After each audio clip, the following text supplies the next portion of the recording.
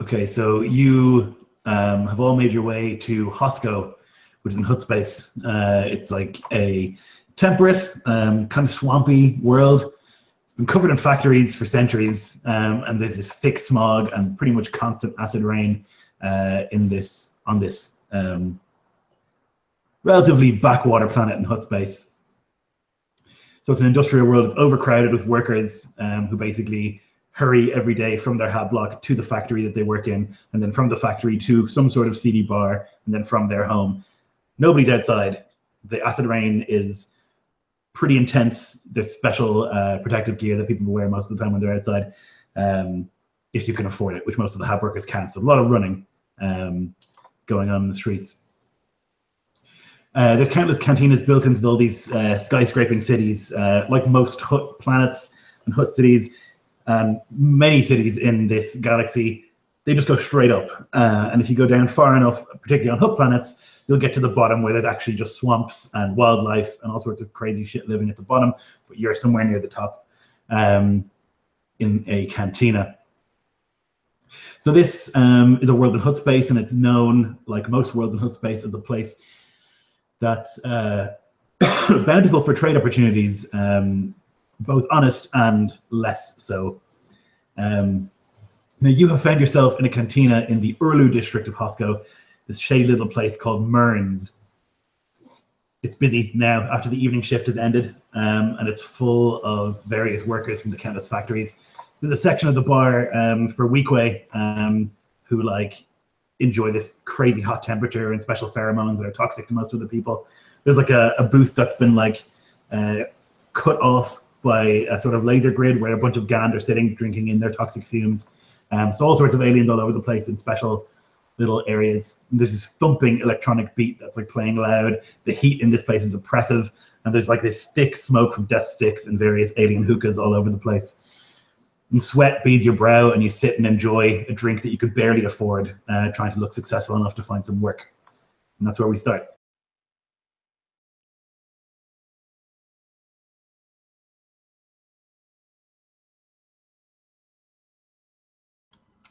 Kane will be sipping his drink, sort of trying to make it last as long as possible, and also trying to keep his wits about him. And he'll check again for the 15th time that he has his DL-18 blaster pistol loose in the holster on his hip. And he'll kind of look to his companions and say, "Shit, he's late. Not a good sign." Yeah, lighten up. It's a bar, all right? And Raph would take a sip from his drink. Same thing, sipping very slowly. He knows the game. But he lives in bars like this, not because he has money and not because he's an alcoholic, but because he's constantly looking for work or saying he's looking for work and never finding it.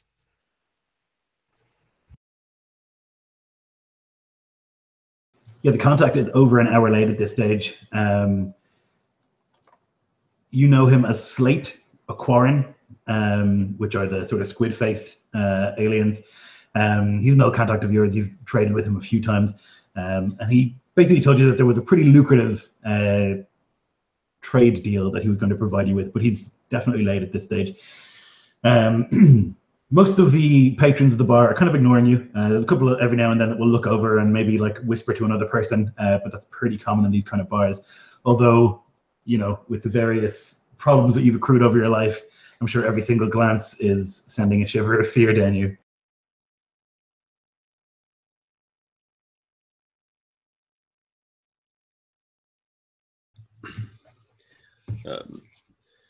Shell kind of just scans the bar and says, "I feel that we are being watched. Also, I am almost certain that the bartender is not using a sanitary rag to clean those glasses. I hope that whatever drinks we have a high amount of alcoholic content as to kill whatever bacteria is probably all over that thing he is wiping up stuff with. I don't want to be in this place any longer than I have to. Drexel." Kane will kind of adjust his belt over his considerable girthy gut and sit back in the booth and say, if the sanitation of the cups is really your biggest problem with this place, we need to have a conversation about your priorities, Shell. You've seen his living quarters. The guy lives like, well, I don't know, whatever he is. And I would probably actually know the race that he is, but I'm not good at Star Wars.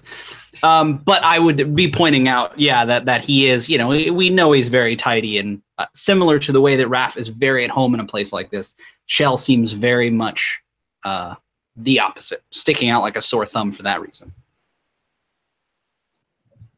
Eric is sitting with his features blank as normal, his black eyes staring forward almost as if in a trance. But he finally speaks and says, I would not worry about the glasses. I'm sure whatever water he uses to water down the liquor will kill whatever's on the glass. Well, perhaps is a good point. But I will say that biological warfare is a very dangerous thing. And there are lots of viruses that can kill without even a thought. You could be infected by these things and die very quickly. Biological warfare? Shell, we're in a cantina in the shittiest planet in the galaxy. If someone's going to kill us, they're going to walk up, put a blaster in our face, and pull the trigger. Ain't no one going to poison us here in this place. That's the least of our worries. Well, perhaps this is true, but at least a blaster round cauterizes wounds instantly, leaving a very little mess and less idea for infection. So if you're going to die, at least you're going to leave a relatively clean corpse. That is all I'm saying. Yeah, well, that's good then. It's good to know that I won't have an infected wound if someone shoots me in the face with a blaster. Yeah, and if I do take a blaster bolt to the back of the head, I'll try not to get any blood on you, all right? I see, Raph, that you had not listened to what I had said. I had said that it cauterizes the wound instantly. So it would leave a smoking hole with the faint scent of burning flesh. And being human, I'm sure you'll be okay. But at least there will not be a mess and a possibility for infection and other such disgusting things. But this is good. Suddenly, I'm not very thirsty. And I kind of push the glass ahead. It's at that stage that you can see the barman, this basilisk, he's like hulking four-armed, pretty disgusting looking thing. He like has this like glass and he just like spits in it and takes the rag and like, you know, wipes it around the inside, just like spreading the spit around, and then he pours like a fresh drink on top of that and hands it to a person.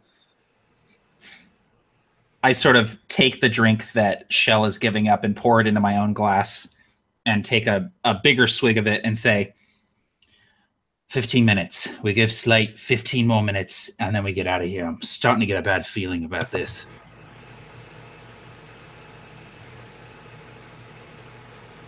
Eric 15 minutes and then... Oh, go ahead, sorry. As I say, Eric will shift his gaze to Shellnack and say, do not worry, if you become poisoned, I will make your ending quick for you.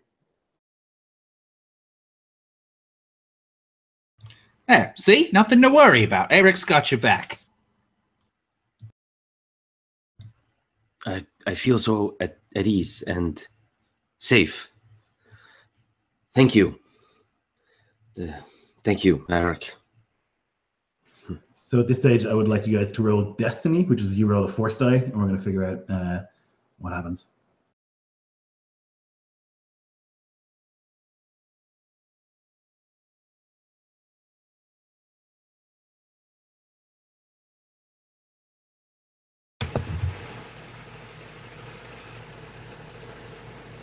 Okay, so I do something with this dice roller.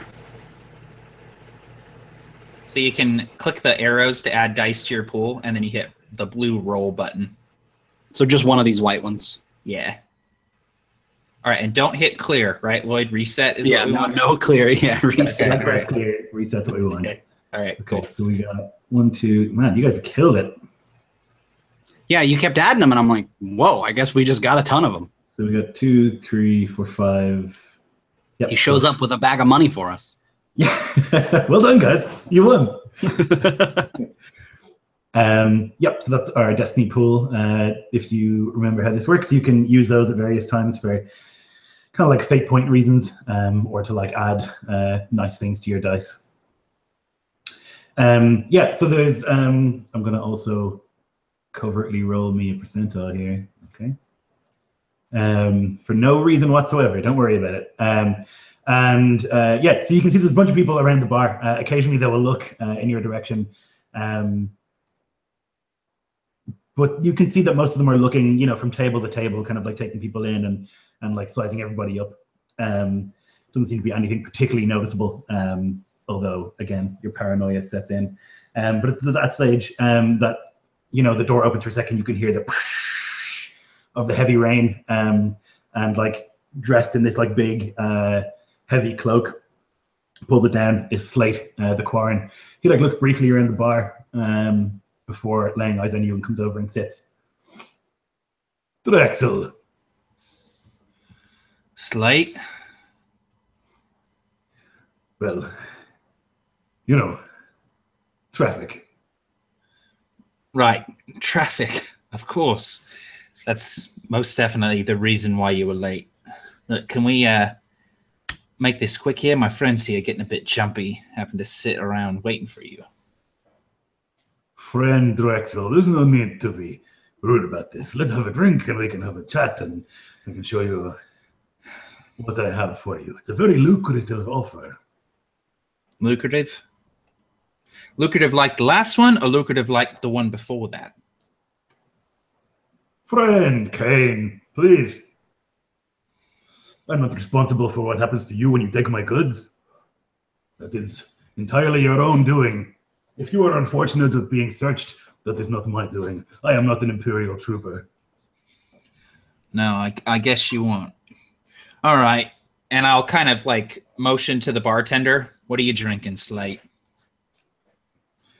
I'll have a Hosko banger. It's like this local awful shot drink. I'll kind of make a face at that and then look for how many credits I have in my on my character sheet here. I'll kind of like I'm sort of looking through a little pouch on my big wide belt, and I kind of make a face like I'm disappointed at the number of credits that is in that, but I'll slide a couple of credits towards the bartender when he brings the drink over. Yeah, he like drops this thing. It's like a little shot glass, and it's sort of bubbling with a little bit of acrid smoke coming from the top. Anything for the rest of you?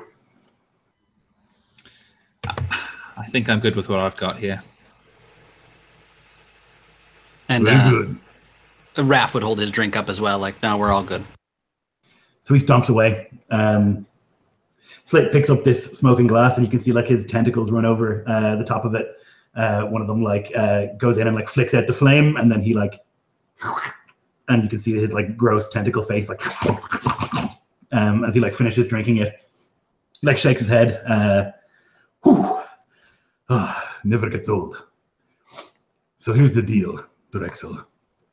There was recently a altercation at one of the market squares in the lower levels, and well, long story short, some troopers died, and I have some of the things that they owned.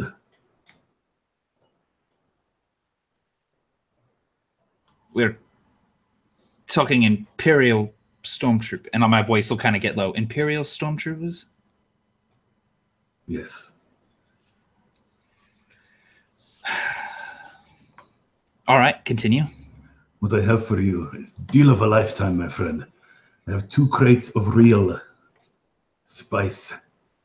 The stormtroopers were trying to take them from a rival gang, and, well, some of mine were there, saw the whole thing go down and took what was left. And then I also have 9 E11 blasters. I have a salvage hollow messenger. I have a D77 head comm, 2 macro binoculars, and 12 recharge packs. I'll kind of look over to Shelnak as Slate is listing off the weapons and ammunition, kind of looking to gauge his reaction to this information. And Shell will listen intently in the way that only would only give off any kind of emotion in a way that a Derosian, and one that seems socially awkward would give off just nodding slowly, but his red, like my red eyes are just focused intently at Shale, Shale and what he's saying, and nodding my head, and already like I'm kind of just mouthing very, very quietly, like no one can see anything. I'm just mouthing, going through a process on how to take these E11 blasters, strip them down, strip the numbers off, tweak them a bit to make an entirely different blaster, like even to try and like fake it to make it look like something else entirely, so that Imperials won't say, "Hey, that's an E11 blaster." I'm keeping track of every item that he says on this data pad that I have that I've brought out of my belt. And I'll kind of put the data pad on the table so that everyone can see it. It's quite the haul, Slate. Illicit drugs, Imperial weapons, communications equipment. This is going to have to go to several different buyers. You understand that, right? Well, of course, I can't expect you to go somewhere and offload all of this stuff. But it's quite a haul, as you say. Life-changing money, I would think, for someone like you, huh? How many pounds of spice are we talking? 2 full crates. If you were to sell them at full price, for 1 crate, you would get 4,000 credits, maybe. Yeah, right. Well, listen, you mentioned that the troopers had confiscated the spice from a rival gang. You wouldn't happen to have that information, would you? Which gang it came from? Oh, why would that matter to you? It matters a lot, Slate. Because this is a twice stolen crate of spice, not just any crate of spice. Imperials want it. Presumably, this gang wants it back. So I'd like to know. Oh, well, I suppose you always were detail-oriented. That's what I like about you. They're called the Argon. They're a group living down in the lower levels. You could hardly call them an organization. Thugs, urchins, that kind of thing. They were careless and they were spotted with the rill, and the stormtroopers attacked them, and there were lots of them and not many stormtroopers, and, well, most of a block was destroyed in the process. The blasters, the hollow messenger, the head comms, the recharge packs, we can take those and we can offload them, no problem. The spice, I'll have to discuss that with my colleagues here, if you don't mind, Slate. Of course. I'll go get another drink. I'll be back in a moment. I'll pick up my data pad and kind of double check the list, and I'll look at my 3 companions and say, the spice, if we could offload it, would be, well, enough money to finish repairs on the ship, take a nice payday, eat well for a month. We wouldn't have to take these barrel scraping gigs anymore.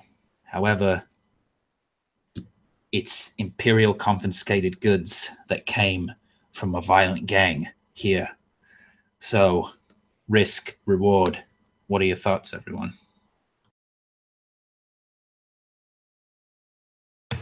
Well, you said it yourself. That's twice stolen goods there. Now, I think we could get 5,000 for each of them. And I don't think we should worry so much about this small-time gang he's trying to tell us about. You know, I think we say, screw the other stuff, and we take the spice off his hands. And I hate to say this, but kind of faced with that much money, Raph would have a hard time thinking rationally, and would absolutely think that this is a good idea and that nothing could go wrong.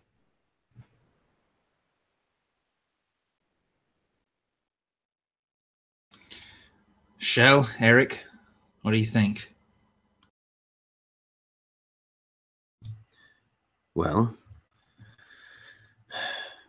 the Imperial E11 blaster rifle is a very common sight in most of the outer rim, mid-rim colonies in a core. It is something that would be hard to sell, unless, of course, we went to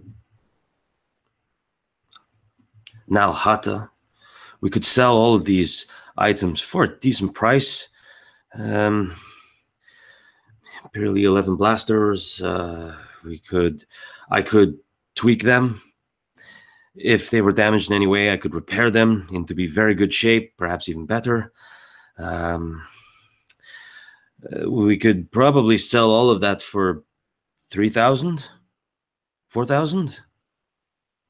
Well, you are good with words. I'm not good with words. I'm good with fixing things. I can fix these things. Although, perhaps the DH-77 headcom, that wouldn't be so bad for one of us if he wanted to use it ourselves. Hollow Messenger, no. But Hollow Messengers are rare. That is good. E11 blasters are not rare.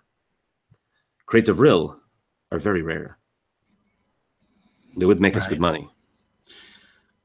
It's true. We could get a decent payday just offloading the troopers' gear, but... Well, Raph sounds like he wants to offload the spice. I'm undecided. Shell, you think it's worth it? Eric, what do you think? As is pretty typical in these situations, Eric seems rather disinterested in the talking of the deals and monies and whatnot. His attention originally was on their meat as he went to the bar, and then his eyes are kind of moving over the room, keeping an eye out for any potential threats. At the sound of his name, he turns back to the group and just kind of gives a shrug.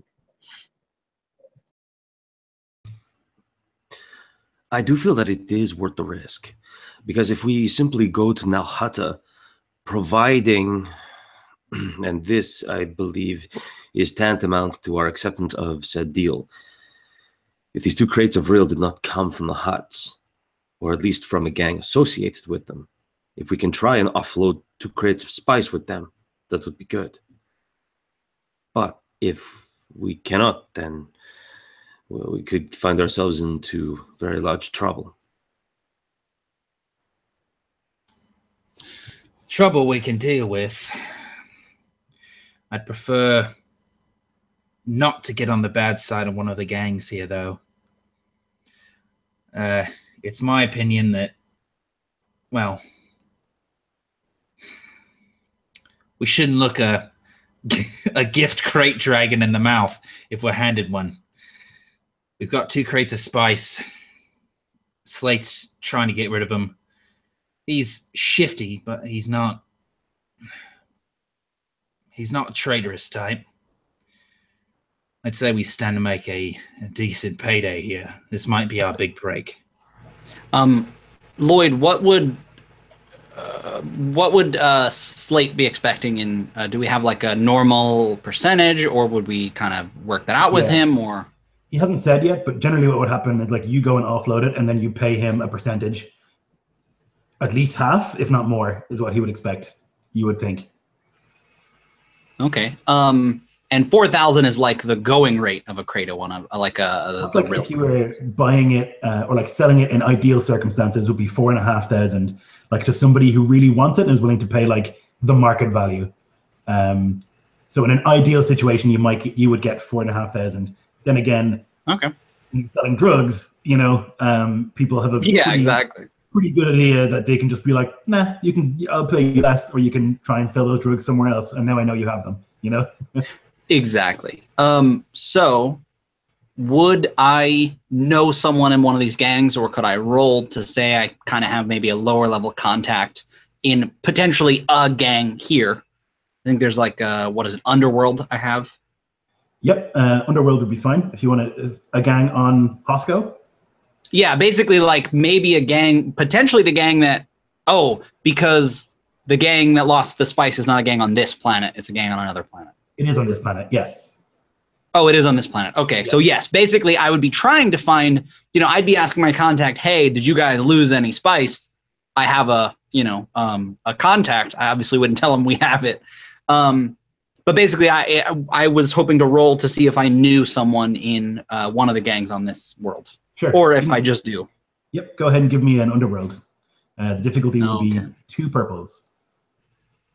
Okay, so I do 2 purples as well as whatever I have, which in this case is a green and a yellow. Roll. Okay, so that is a success with a threat. Okay. So you know someone, you know let's see. You know Aranek Bay is his name. So basically, I would turn to my party and say, listen, I know one of the guys that, he's pretty high up in one of the gangs here. And he's probably not that high up, but, and I've got an idea about the spice. How about we solve one of their problems? The Imperials took it from a gang. Why don't we tell the gang we know where it might be and at a likely severely discounted price, offload it real safe-like, assuming Slate's all right with that. I think that could solve us some problems, get us a little money to start out with, and then we can talk about getting rid of the rest of the stuff. Selling the spice back to the gang that lost it. Is that what you're suggesting? Well, not selling the spice exactly. I accidentally did your accent. Not exactly selling the spice, but more selling the location of where the spice might be, you see? Right. Like I said, they may not be too happy about it, but, if one guy tells another guy where it might be, maybe there's some credits in it. That may or may not be safer than just trying to find a new buyer. That's all I'm saying. My concern would be them wondering how we know where the spice is and wondering if we might be connected with the Imperials taking it. Well, that there sounds like a problem for the smarter people around here. Friend Drexel, have you decided? And Slate just comes and sits back down. Yeah, we've had some time to talk it over. Thank you, Slate. I never did meet your friends. Oh, excuse my manners. I'm so sorry. This here is Raf, one of the better pilots in the galaxy, I'd say. This here is Shelnak. Is like his gross, wet hand to you. And Raf would kind of, he would definitely show it in his face that he was grossed out, but still do the very nice thing and put his hand out and shake his hand and wipe it on his, just very, very clearly, impolitely do so, but we'll shake his hand. The Duros here is Shell. He'll file the serial number right off a blaster rifle to the point where you can't even see the markings. Is that right? You might be an important person to know. I'm Slate, and he holds out his wet hand. You will forgive me, but I don't touch. But yes, you are absolutely correct, Mr. Slate. I am very good at making weapons better. And, well, if it has to do with a trigger and you want something dead, I can make it better. It's an important skill set to have. And last but certainly not least, this big one here is Eric. He's real good at hitting stuff. Always good to have a man like that around. Slate. He extends his, once again, disgusting, wet, slimy hand. Eric looks down at the hand and then flicks his black eyes up to meet Slate's, and then he just turns it over the crowd. Not much of a talker, huh? We've got a couple of eccentrics in the crew, as it were. Listen, Slate, we're keen to take the spice off your hands, but we did have a couple of questions that we wanted to slide past you if you have the time. Of course, and his tentacles rub together. Well, my first question is, you mentioned that there was an accident down on the lower levels that caused this bounty to fall into your lap. You wouldn't happen to know the cause of that accident, would you? An altercation more than an accident. These Argon, these sewer rats, they were walking around with crates of Rill out in the open. The troopers saw them, and there was a brief discussion, and then an enormous shootout. Right. And conveniently, no survivors. Well, convenient for you. Oh, some of the Argon boys survived, certainly. But my men were there, and they're a little bit more professional than those Argon children. And they encouraged them to leave. All right. Well, then, that leads to our second question. Raph here had the idea of potentially, getting in touch with the Argon and asking if they might pay for information regarding the spice, potentially sell it back to them, with them being none the wiser. If you want to make 500 credits on 2 crates, then perhaps you could do that. These Argon boys are children. They don't have the kind of credits that you need. All right, fair enough. I'll kind of look at Raph, knowing that he was liking the sound of 4K per crate. And if they realize you have the crates, why would they not just kill you? Yeah, that's a fair point. We were hoping we might be able to outwit them. But, What about the huts? I'm just going to come right out and interrupt. What about the huts? Well, I'm certain that the huts will want 2 cases of Rill valued at 9,000 credits. I am also certain that they would want 9 non-serialized Imperial E11 blasters that are valued at, and he does some mental math, 8,100 credits. Why take 1 salvaged Hollow Messenger? 250 credits, especially after I get through with it. 1 salvaged DH-77 Headcom, which is valued around 400 credits, and 12 recharge packs at 300 credits. The entirety of what you wish us to sell is 18,050 credits. Huts would sell, or huts would buy this type of good. But this spice did not come from the huts, I hope. You say it comes from these backwater gang, which is nothing more than rabble, but how could rabble get a hold of 2 crates of Rill? He rubs his tentacles together, sort of like a fly before it eats. He's like thinking, I was hoping you wouldn't ask. Seems to me it's most likely that this Rill belongs to the huts. Which is why I would strongly recommend you sell it outside of hut space.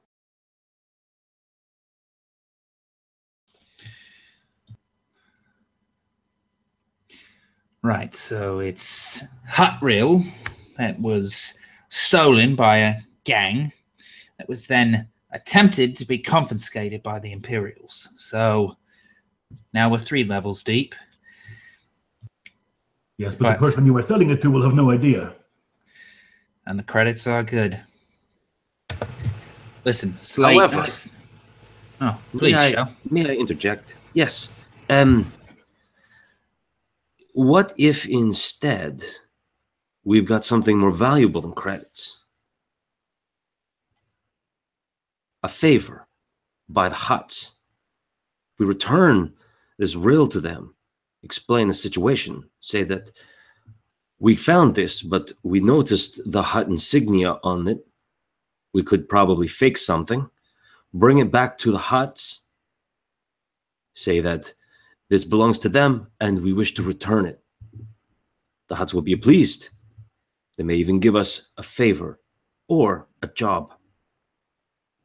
The other goods we will gladly sell and give you a cut of the profits. We see that it is 9,050 credits to sell all of these goods. And if my compatriot Drexel can sell it, as he is good with words, because I am not, then he can perhaps sell it, at least give you 4,000 credits for everything that we sell. And I fix. So you're asking me to give you these crates of rails so that you can bring them to the huts and get a favor. What do I get out of this? And with that kind of his wheels turning, Raph would say, well, now, you seem more like the type that would benefit from a favor for the huts, and, well, we seem like the type that would benefit from some credits, so the favor's all yours. Just give us, what that might be worth, or maybe just don't screw us quite as often and pay us a little less, and, well, a little bit of goodwill, basically. Either way, you can have the favor. I don't like dealing with huts. Listen to me, boy. Have you met a hut before? Have you stood in the presence of a hut?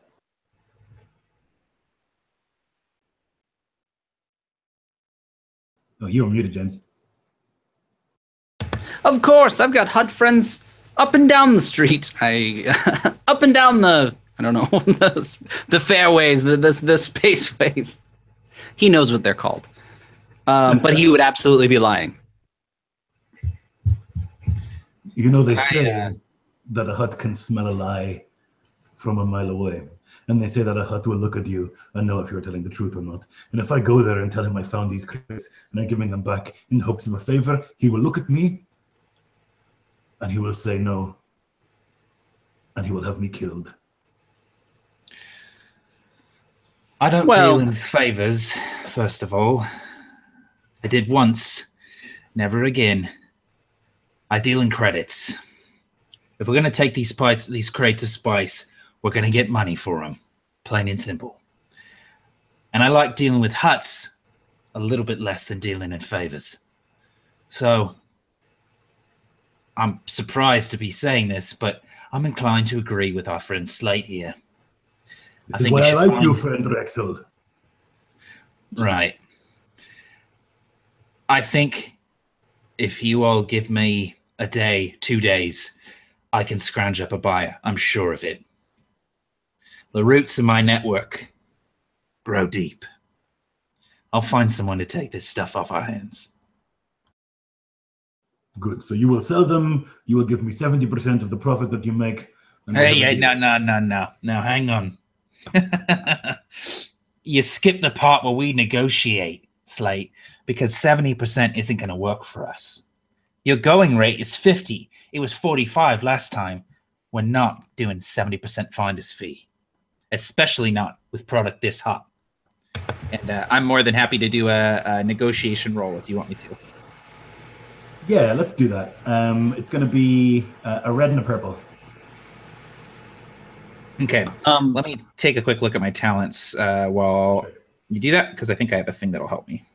So is there's something where you can like help someone kind of, I think, or if you have an idea, you could get, I don't know. But the idea being that also I wanted to mention, whether it affects the roll or not, that Shell will be, for the rest of the stuff, he will be changing things and will need, potentially money for whatever he needs to fix it, change it, file it, whatever that needs, So it's not just to bring this from one place to another. It's also, hey, a percentage for whatever Shell has to do. Okay. Yep. You can throw a boost on top of that, Matt, if you just want to roll that on top.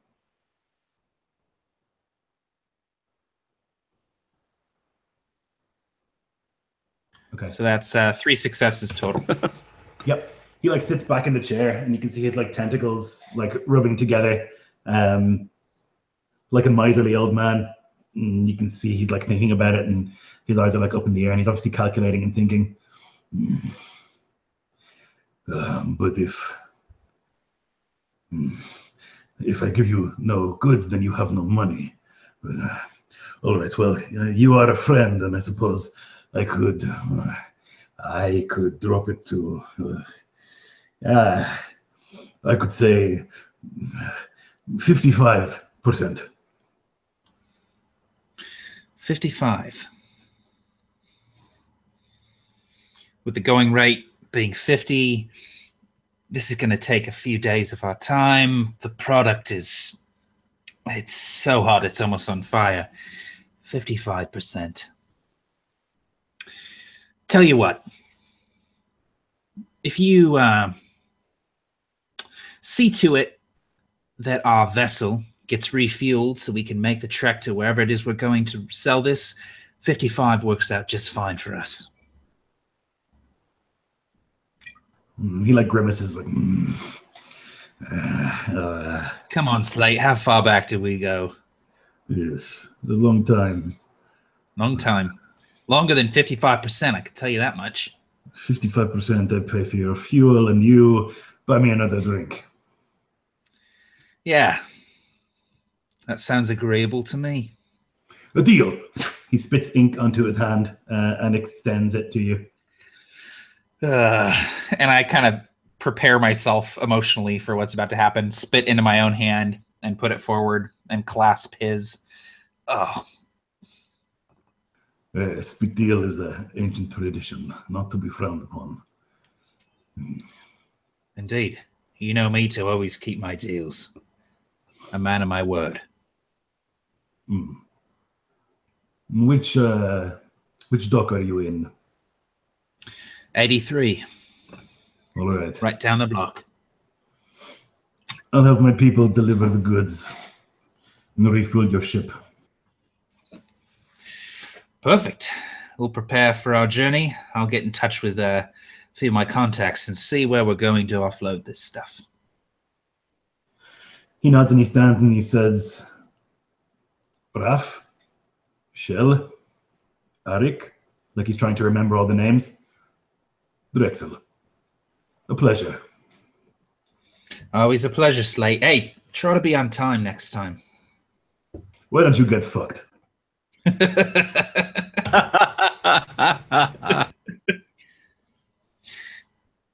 I'll after he leaves, finishes his drink and leaves, I'll look to the other three and say, all right, 55%, that's not bad. I was expecting him to screw us over with the percentage, but I managed to talk him down. This could be a big payday for us. Listen, Go ahead. I've been on the other end of plenty of pretty big paydays, and, well, you know how they are. This is Spice we're talking, and I don't think any of us are under the impression this is going to be an easy job. So you did a great job talking them down, but I'm under no illusions that this is going to go well, assuming this actually does belong to the Huts. I don't. So when you're loudly saying, assuming this really does belong to the Huts, there's a couple of heads like turn in your direction for a second. Listen, and I'll kind of drop my voice.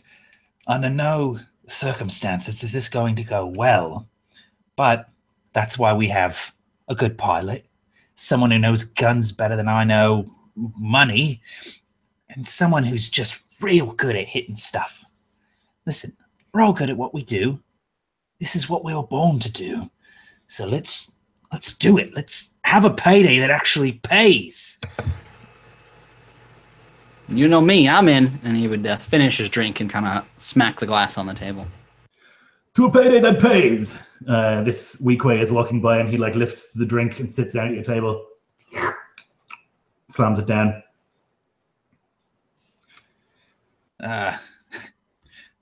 Sorry, friend, we're having a bit of a private conversation here. Do you mind? Not very private. Well, you were shouting quite a bit. Hey, if you're buying, we're talking. You feel free to stay. You put your money where your mouth is. And Raph would call over the bartender. Yeah, the Weequay turns and just like does the sort of like circular finger around the table motion, like refill everybody. And Raph would give Drexel a look like, let's see where this goes.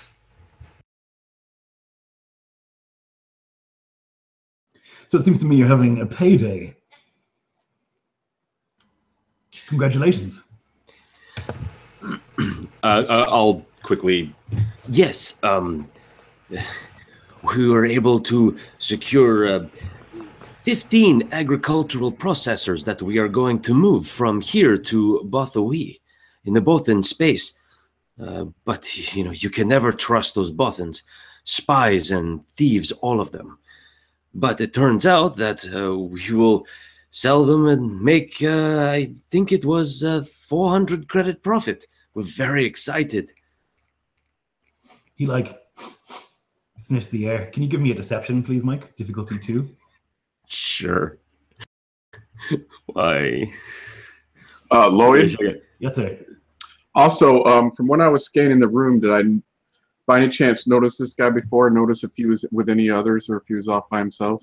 Yeah, you would have noticed him in like the Weequay section, and he would have looked in your direction more than once. And was he like seated with anybody? Did he seem to be as part of a group, or did he seem to be by himself? He was for sure with a group of Weequay, 3 of them sitting at a table. So then as he sits down and starts talking to the others, I'll kind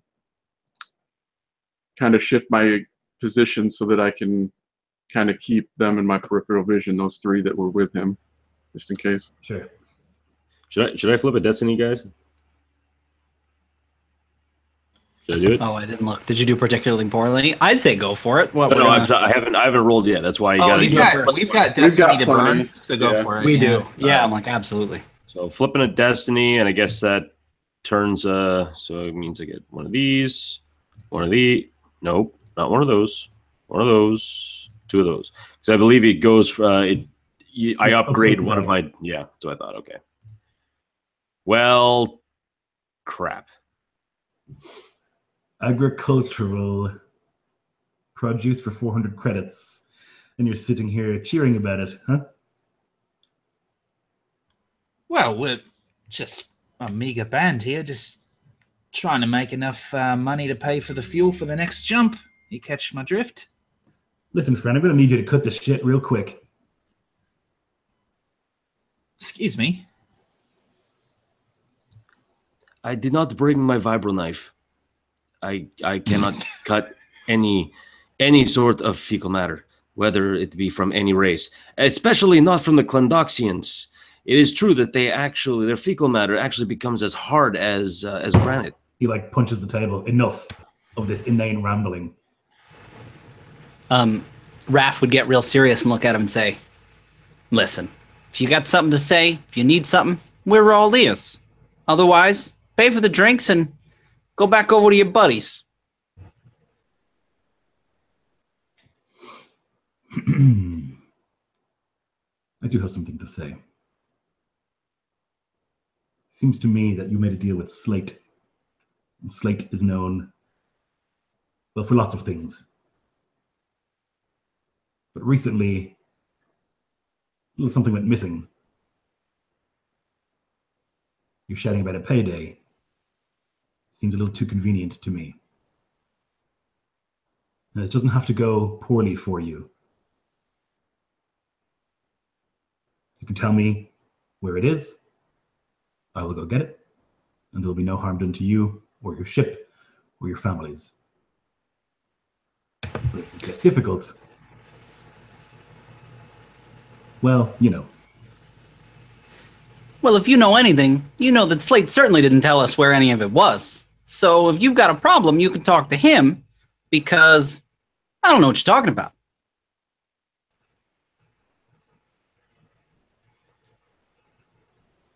He like lights up a death stick. I see. So it's going to be difficult, is what you're saying. You're going to make this difficult. Well, we could take it another way. Credits. Talk a lot louder than that big mouth of yours. What's in it for us? The use of your And limbs. Listen, buddy, talk is cheap, all right?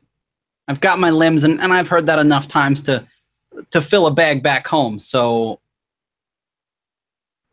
you can either talk to Slade about this, or we're going to be on our way.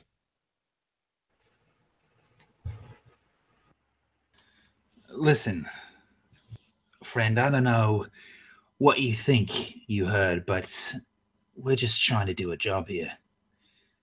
We're not stealing anything, not dealing in anything questionable. Now, why don't I treat you and your friends over there to a drink, and we just all move on from this, eh? Seems it's all just a big misunderstanding. Your friend here, he looks famous. He's like inclining his head towards Eric. Is he a big deal? Who, Eric? Yeah, I think I recognize him. I would kind of look at Eric kind of with a quirked brow, sort of like, huh?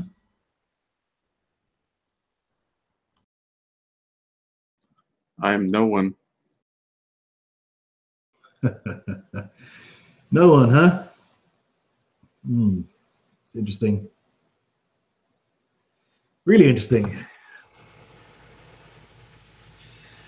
Yeah, there's a lot of interesting conversation happening in this cantina tonight. I didn't have the pleasure of your name, friend. Qualo. Beautiful name. Listen, we're about to step out and be on about our business.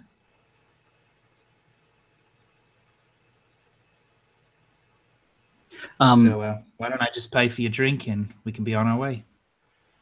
Lloyd, I would like to basically name drop someone that might famously run protection on this, in this region of this planet. Okay. Basically feign that we're more or less protected. Okay, so the big protection racket would be the Huts for sure. Basically, I would absolutely want to like. We got the backing of Genghis Khan, man. Okay, so get out of here. But yeah, basically, I would want to name drop, like, go talk to so and so. Basically, someone that he definitely wouldn't want to go say, "Hey, is this person protected?" He wouldn't want to look stupid in front of, but would still might. Basically, I want to just pretend, more or less. I mean, that's the point. So everyone would know the name of the hut that runs the place. If you want to drop the hut, but that might be a stretch for him to believe. If you want to drop someone more specific, you can make me an underworld check and go for like a mid-level gangster as opposed to like the hut boss. Yeah, exactly. That makes more sense. No, you're right. But basically, yeah. I would love to anybody, just like kind of trying to give the impression that maybe we shouldn't be messed with. Sure. So you can give an underworld difficulty 2. Yellow, green, and then that is the difficulty is 2 purples. The purples, 2 purples. Okay, so you know a guy, Seknos. He's an Aqualish, with the big sort of dudes with the ball faces. Well-known thug and gang leader is who you would know that runs protection on this planet. And that roll would be 2 successes and a failure. So basically just success, regular, nothing. 2 successes and a threat. So success and failure cancel each other out. So if you see the success, it means all the threats have been cancelled out. Threat is more like a negative problem. So basically, I name drop Qualish, and maybe Qualish knows exactly who I am. And if this guy does talk to him, he absolutely is like, no, he knows. Yes. So yeah, with that said, though, Raph would absolutely go for it and say, after Drexel mentioned, hey, we're going to take our leave, as we're getting up, when we're doing that, Raph would say, and if you really want to, give us problems, breaking the legs, etc., maybe talk to Qualish before you do anything stupid. He raises an eyebrow ridge and takes a sip of his drink. Have a pleasant journey. And Kane will kind of reach his hand up and put it back on the table. It was kind of shaking. He had it just sitting on his blaster and kind of pointing under the table out of its holster at this guy. And he'll just go, smooth talking, Raph. You actually know that guy you mentioned.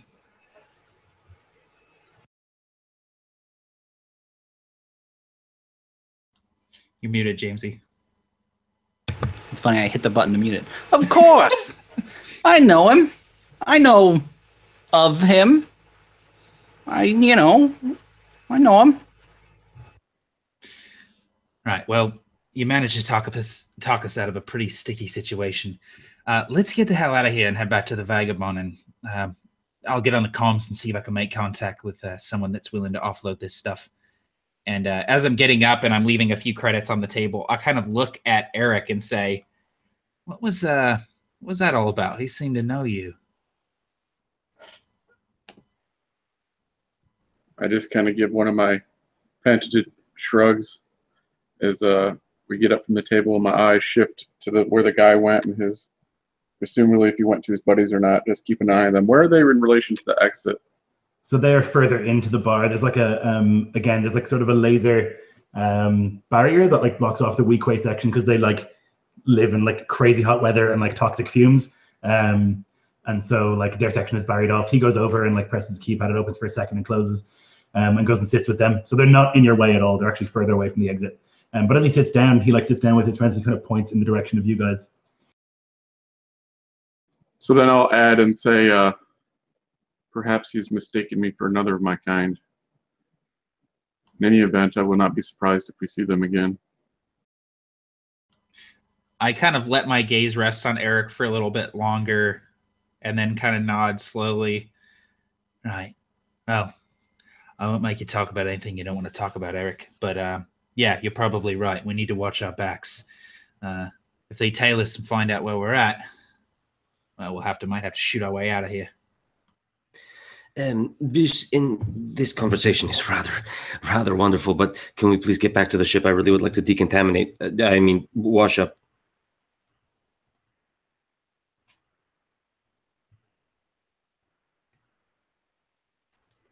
If you don't mind. Yeah, let's get out of here. I need to get on the comms ASAP, see if I can find a buyer for this stuff. So you make your way back out into the acid rain. You pull over the protective gear that you have and walk at a brisk pace. Maybe the 7 or 8 minute walk to your ship.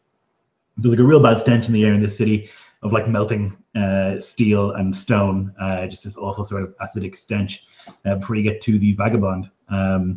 You've had to leave the shields on this planet. This is like a common procedure here to ensure that the acid rain doesn't eat away at the hull of the ship. And so that has been costly, unfortunately. Yeah, you can make your way to the ship and make your way inside. As we're walking, I'll sort of have my data pad out and I'll be sort of consulting with Shell. He mentioned all of the prices that these things would go for. And so I'm sort of putting those prices into my data pad to make sure that I have all the information I need when discussing things with potential buyers.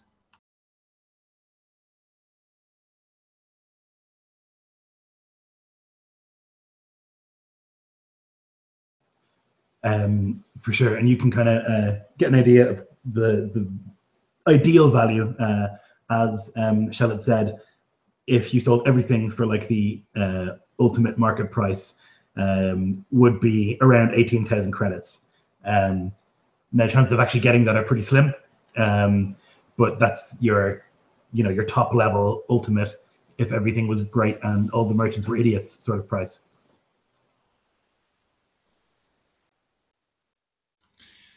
Cool. So as soon as we get back to the Vagabond, I will head to the comm station and I'll see if I can get in touch with some of my contacts. So I'm not sure if that would involve a role or what. Yeah, that's a good question, actually. I wonder what skill that would fall under. Possibly... So I was going to say, I don't remember what they are, but they're Streetwise, which I think is like another one that is like that style. I say that because that's one I picked because like I fucking love that skill. Well, yeah. So I say, so go ahead, Mike.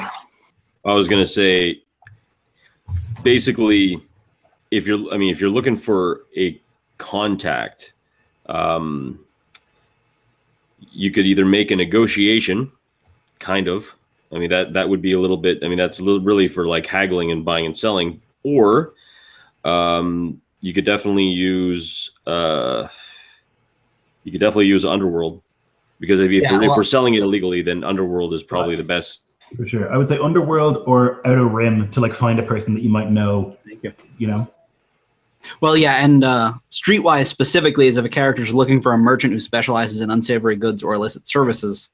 I feel like, it could conceivably. Yeah, that's the one. Oh, yeah, that's what that makes sense. Dan has put in the chat cool. too. Streetwise, all right. Now, I do have Streetwise. If you don't, I have a yellow and 2 greens. Oh, do you? Right. So I feel like I might be the guy. I have 3 greens. So I'll say like I try and get in touch with a couple of my contacts, and they're just not available, or I get in touch with them and they're just not wanting to touch anything at the moment. And so I'll kind of emerge from the comm station, wipe a little bit of sweat from my brow, and I've got my data pad in my hand, and I look at Raph and go, no one's biting. No one's even nibbling. I know you have a few contacts locally here in the Outer Rim. You want to send some shouts out? So it's yellow and 2 greens, but that's still better than 3 greens, It's right? still better than 3 greens, yep. Okay. Because I was like, that sounded way too good. But yeah, so 2 greens, 1 yellow, roll. I think that's really good. Yep. So the difficulty to find somebody willing to. Are you? Are you? Man, that was a good roll. Yeah, exactly. How is that possible? So are you basically going like, I have all of this shit and I want to sell all of it, or are you like saying, look, I've got some spice or I've got some blasters? Are you like looking for to break it up or sell it in one go, kind of? I'm open to what you guys are interested in, but I would say the idea would be to get rid of the easy stuff. Like offload that, like we know a guy that'll buy blasters, we know a guy that'll buy this, and figure out the spice after. Does that make sense? Yeah, I'm down with that. Like to me, the spice is the hard part. The rest is like, it's kind of like this is normal, this is everyday. You know, we're just doing that. So that's what I'd be trying to do. Not looking for a seller for the spice, but looking for a seller for most or all of the other stuff. Okay, so that makes sense. So you're then going to be looking for like the kind of people that have this kind of money, which is going to make it a little bit more difficult. People who would be willing to buy this many illegal goods. So we'll call it 3 purples. Okay, so there's no way to keep that roll. Huh? I'll just re-roll it. Whatever. All right, so 3 purples and then my roll. Oh boy. Okay. So not good. No, so it's 2 failures and 3 advantages. So I think what happens is you're like looking around, you're like asking people, and most of them are like, fuck no, I'm not spending 18,000 credits on fucking illegal goods, no fucking way. And they hang up most of the time. But as you kind of like call, you know, first 3 people and then 6 and then 20, you know, you start to get an idea of like which direction you need to head in. And so you hear some rumors about a Trandoshan who likes to buy imperial goods. You hear his name is Jamikri. He's in the chat there. Now you don't know how to contact him necessarily, but you do know that he just random name generators into infinity.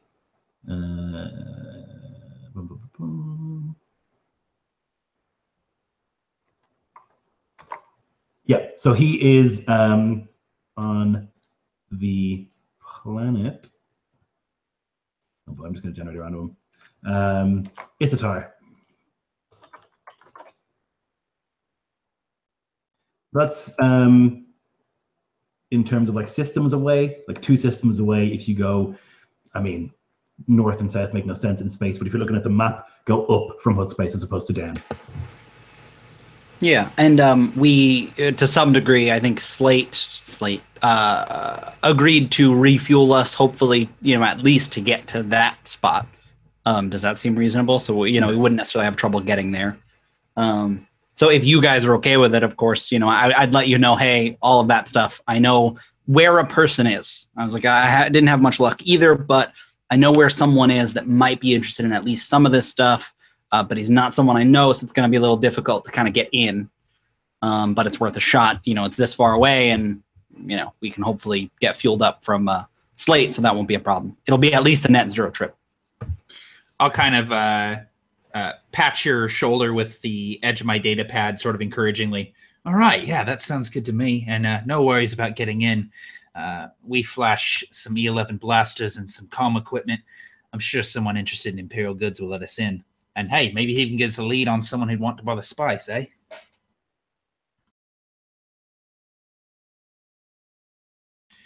I'll go find Shell wherever he is. I assume he's on some workbench somewhere already setting to work on these guns. And I'll say, Raf found us a potential buyer 2 systems away. You think he can get these E11s ready to go by then? Of course I can. What a dumb question. Of course you can. I was just It was a very dumb question. I mean, I'm not going to lie to you, but we all have our skills, and yours is with the words. Yes. Now you're interrupting me. Yep, I'm going to leave you be. For some reason, I imagine that your workstation, since this is like a tiny little ship, is your workstation actually just has like a curtain that we pull over it. It's not an actual like room. little tiny curtain. Yeah, with you're like the kawaii fourth Jawas or something. The fourth roommate in a college house that is just living in the closet. I'll kind of like pull the curtain and leave you to it. So I don't know how many rolls I would have to make to see how this would go. Yeah. So what's your attempt here, to like file off serial numbers and try to make them look less imperial, or? No, it'll be to basically repair any damage to any of these blasters, and if anything, try and just make them better than they are, because Imperial blasters are notoriously just shoddily made. So because they have to pump out like billions of them. Real quick, just out of curiosity, because I didn't think about this. Do we have all this stuff on board now, or would we be able to tell Slate, hey, okay, good, because I'd be like, hey, hold on to the spice until we find a buyer. Obviously, we don't want to be lugging that around. Yeah, so Slate said he would come with the stuff. I guess like Shadow's still thinking like what he's going to do with them or whatever. I think what you would need to do is basically make a, what the hell is it called? Like a mechanics roll for each one. Is what we'll call it, and basically to like soup them up a little bit, right? Is what we're going to do hopefully with them. So when they get here, we'll do 9 mechanics rolls and see what happens. And that'll be over the various jumps that you make to get there. So that'll take a while. But you're waiting still for the equipment to arrive. Slate said it would be, soon. TM in Slate terms, which could be, an hour, could be a day, who knows. So you're on the ship and you're kind of getting prepared, and you've got this Jamikri Trandoshan in your mind somewhere. He's somewhere in Izatar. So maybe 3 or so hours go by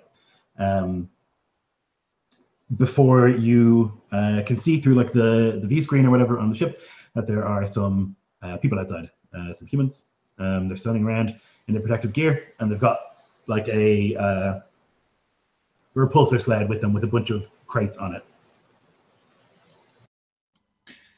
I see this happening, and I will sort of gather everyone up, particularly Eric. I know that he's really good to have around in potentially bad situations.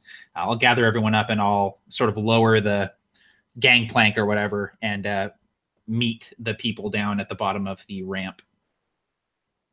Hey, boys. Thanks for dropping this stuff off.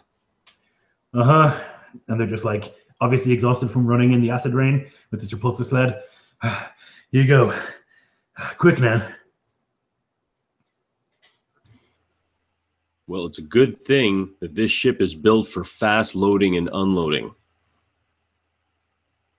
There you go. That's awesome. How does that work, Mike? Does it have like a little elevator that we can load stuff on, or? Yeah, according to the ship, that's what it's famed for, is that it can very quickly be like crates can just be like thrown on, brought up, it's all ready into the one giant wonky wing, and that's it. Cool. So I think the lift probably makes the most sense, right? There's a little thing that can go, and they can put the sled on that, and then yeah. So would we have been able to tell Slade or tell them or something, like I said, not to give us a spice yet, basically? Oh, sure, if you wanted to. If that's okay with you guys, it makes sense if we're not currently dealing with that. If he's like, hey, you want to hold on to it, Maybe it'll cool off a little bit, but no matter what, we don't want to get caught with a bunch of like that much, goods that expensive. If someone breaks into the ship or something, Yeah, I figure if we can just leave it with him for a little while. You'd for sure need to like contact him and like talk to him via like messenger, fucking hollow comm. Sorry, they shut down AIM in like a couple of days, so I can't message him. But yeah, so I would, like I said, if that's all right with you guys, I'd like to contact him and say that, hey, hang on to that. We have a lead on the rest of the stuff. We'll come back with 55%, and then we will go from there, basically. Hang on to it. Hang on to it. You listen. You want to lose $8,000, 8,000 credits worth of spice because we got picked up by the wrong Imperial Patrol, or maybe somebody breaks into our ship? Listen, this is what's best for both of us. Trust me. I don't know where you got it now, but maybe just leave it there. Every day that the spice is here is a day that it could be discovered by any number of people who I do not want to find it. I want it off the planet as quickly as possible. This is why I hired you. And to some degree bluffing, he'd say, well, listen, you didn't mention anything about doing so quick, fast, and in a hurry, and we've got to lead on the rest of the stuff. We can take it with us, but there's no guarantee that 55% comes back. If we don't sell it for anything, you don't get anything. You take the spice now and you sell it, or I will sell it myself. And as much as he would want to not have to deal with the spice, of course he would say, all right. But maybe that's going to be worth another 5%, us having to lug this around everywhere.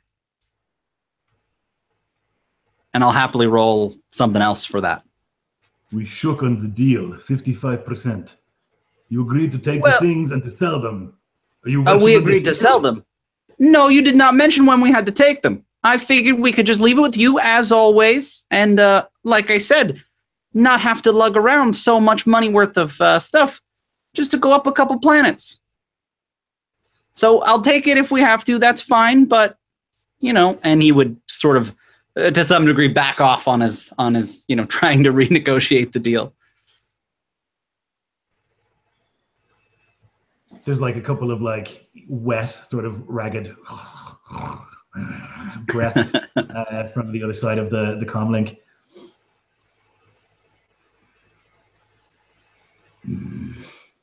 What choice do I have? That's a real good question. You've really fucked me on this. I'll remember.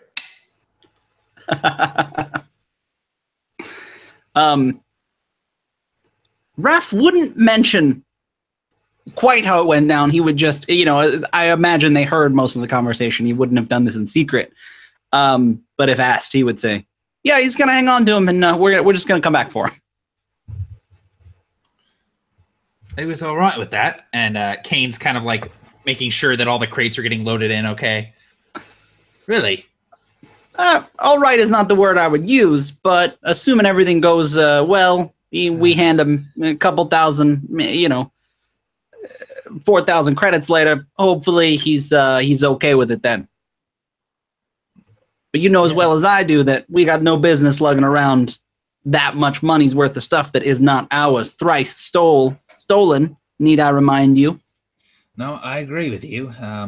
And certainly if we get paid well by this Trandoshan, it'll help to put a pile of credits in his hand when we get back. So, is he aware that certain parties are aware of his possession of these goods? I don't think he is, and I don't think we should tell him.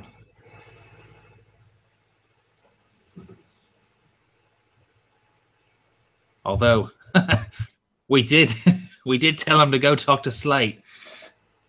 Maybe we should warn him. I'd hate to come back and find him dead, the spice gone. Well, at least the spice I don't know gone. if that would be the worst.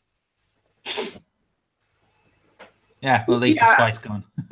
Exactly. I wouldn't be too sad to not have to sell that much. I know it's quite a payday, but like you said yourself, risk reward. The risk just keeps piling up on this one. Listen, Slate can handle himself. If those weak-way thugs want to pick a fight with him, they're certainly free to do so. I'm sure he knows that the product is hot. Otherwise, he wouldn't be so hip on us taking it right away. So let's just let it lie for now and hope for the best. Yeah, hope for the best. Hope for the best. All right. Well, everything seems to be loaded on. Let's shove off, shall we? So the things get loaded up, and the Slate's people kind of just like give you a nod, and they turn and leave, and you're on the ship, and it's all gone fine, amazingly. So far. If that's the case, basically I would, if everybody was ready and we didn't have anything else to do, I would start on my way to Istar to find this Jamcree, I think? Jamcree? Jamicree. Yep. So you can get on. Everybody can get ready and settled in, and then you can take off from Hosko and into space itself. It's going to be probably a week of travel. So you'll be on the ship for quite some time, which gives you enough time to work on those guns. And as you get into space, you can smash the button, punch it, and head off towards Issatar. And I think we'll just take a quick break there because I need to use the little girl's room. Same here. Oh man, and I got my dice rolling, ready to go and everything. Cool. So I'll be back in like 5 minutes, guys. Yeah. Sure.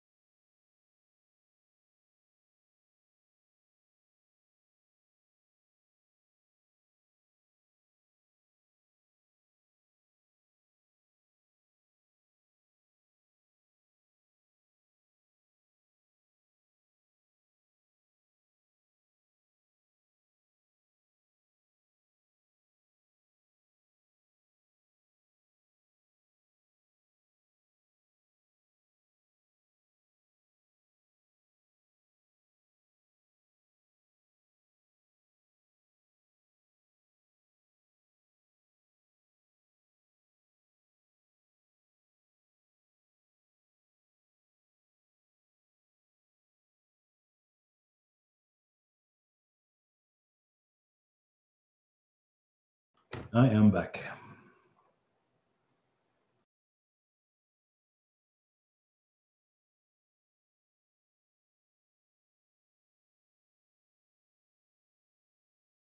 So those of you watching, I hope you're enjoying this. I certainly am. It's a very different kind of game. No murdering yet, which is a new thing. That one guy was pretty close. Yeah, for sure. That could have turned nasty.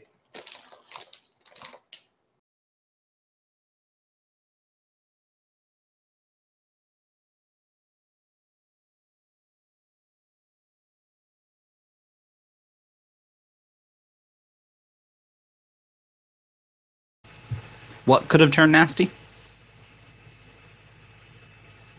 That weak way gentleman. Oh, yeah. See, that's the interesting part. Like, it's a little, I wouldn't say weird, but a little different because this feels like far more freeform. You know, like in D&D, and you go in, you're like, all right, well, you got to get through this room, say, or you got to kill this monster, or you got to beat this puzzle. But in this case, it really is like, I feel like a more freeform style where I didn't consider that anything could have happened with that guy. You know what I mean? Yeah. And so I think that's really interesting. It's why I was nervous about this game, because I could only really prep the fact that there was a man called Slayton that he had some goods to give. The rest of it is totally open, Yeah. right? So like, I'm just gonna have to wing the rest of it, which is new but exciting. And exactly, I think that's what makes it interesting for us, because you're not like, not that even you would do this generally, but you're not like, oh, I hope they do this, or oh, they need to say this to, you know, it was like we actually negotiated. Yep. And then I was like, hey, we don't want to hang on to, you know, the crates. And you're like, all right, well, you're gonna have to call him and tell him that because you didn't mention it before. You know, it's like, it feels very Edge of the Empire, more so than some of the other games I've played. Good. Yeah, and like the thing that I always wanted to do the most was make a friggin' streetwise check, because I love the idea. Because in a lot of D&D games I've played, it's like, all right, you know somebody, or I would just say, I would kind of, narratively, oh, I probably know a guy, whatever. But I love rolling for it. Like, no, you couldn't find anybody to sell it to. You gotta, go to a planet. You didn't say, all right, here's the quest. This is what you're doing. You were like, no, based on, it's like a sandbox. But more, it seems to work more than a lot of sandboxes have, because I don't actually know why. But it's really your decision what you want to do, right? You have, here's some stuff, try and sell it. It's illegal, try and sell it, figure it out, And like, yeah, I had nothing more than that. So you're making liberal use of name generators today, which is interesting to me. And I guess that's the thing, is this, like, I always loved the idea of sandbox campaigns, but I find that in some cases it's like some sandbox video games where you're like, everything's a little too shallow because you can't prep everything, and just assume where we might go. And so usually when the idea is a really complicated dungeon with cool encounters, I mean, you can't, or at least I can't, make that up on the fly. So you're like, oh, you went this way, that's what you do. In this case, it's a little different because we're negotiating. And like you said, you're like, no, you're just trying to sell goods. That's the thing. And it lends itself to being a little more sandboxy, I feel.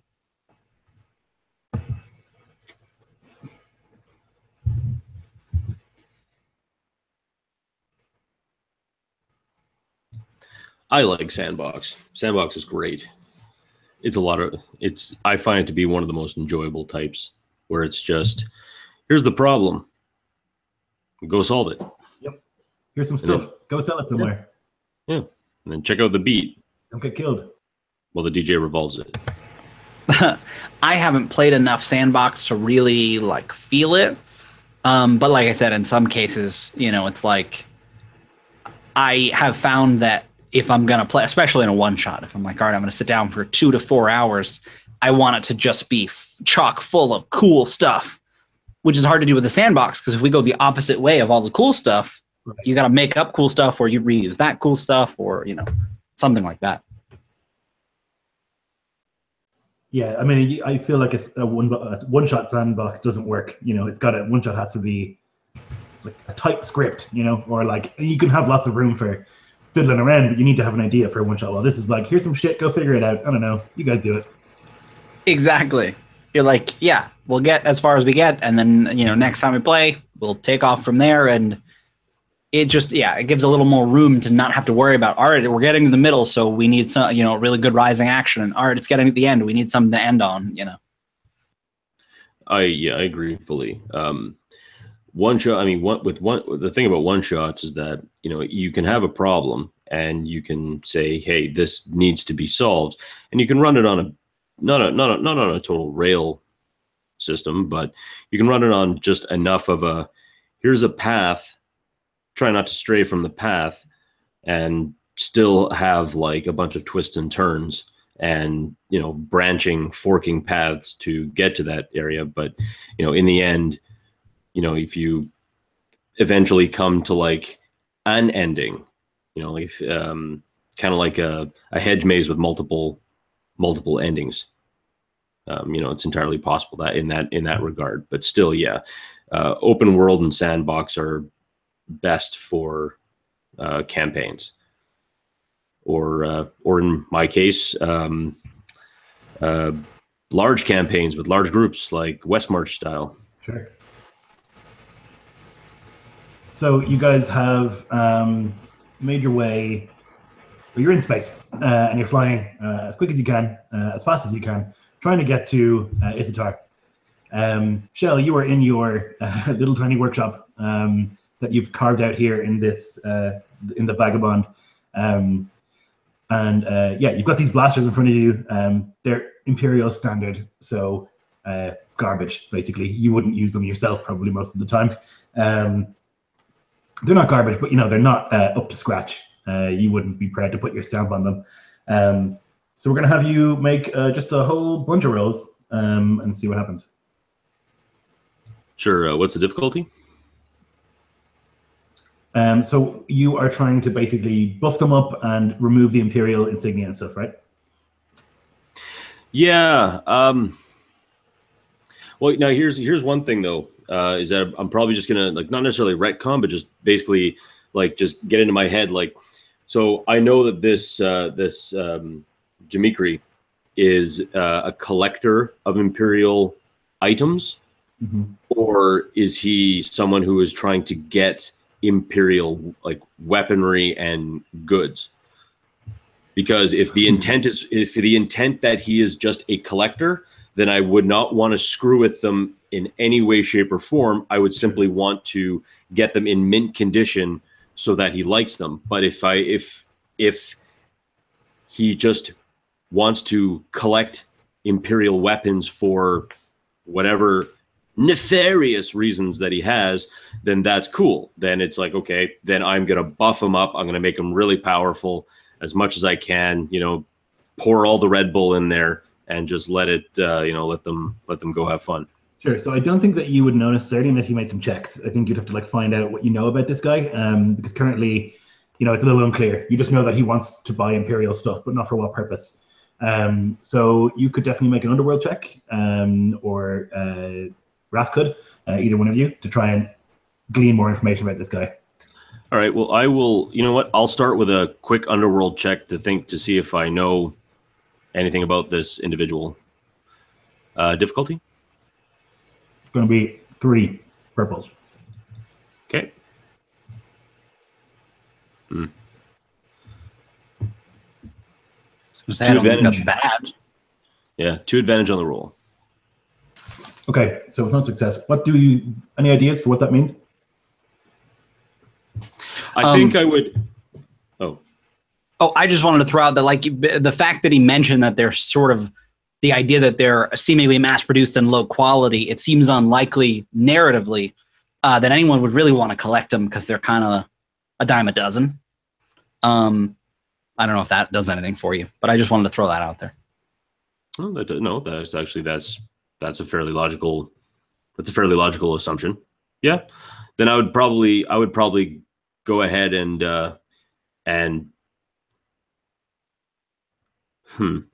you know what? I might keep the. Yeah, I'll probably go ahead and just scratch just wipe them clean and then buff them. Okay. As much as I can. So maybe you're not able to find out too much about him, but as you're going through it, you kind of start to think about it in your logical way. And you're like, why would he be collecting Imperial blasters? You know, they're not collector's items. And then, yeah, you can come to that conclusion. Sure. So then to like file those off and soup them up, I'm going to say it's going to be a, we'll call it 3 purples per gun.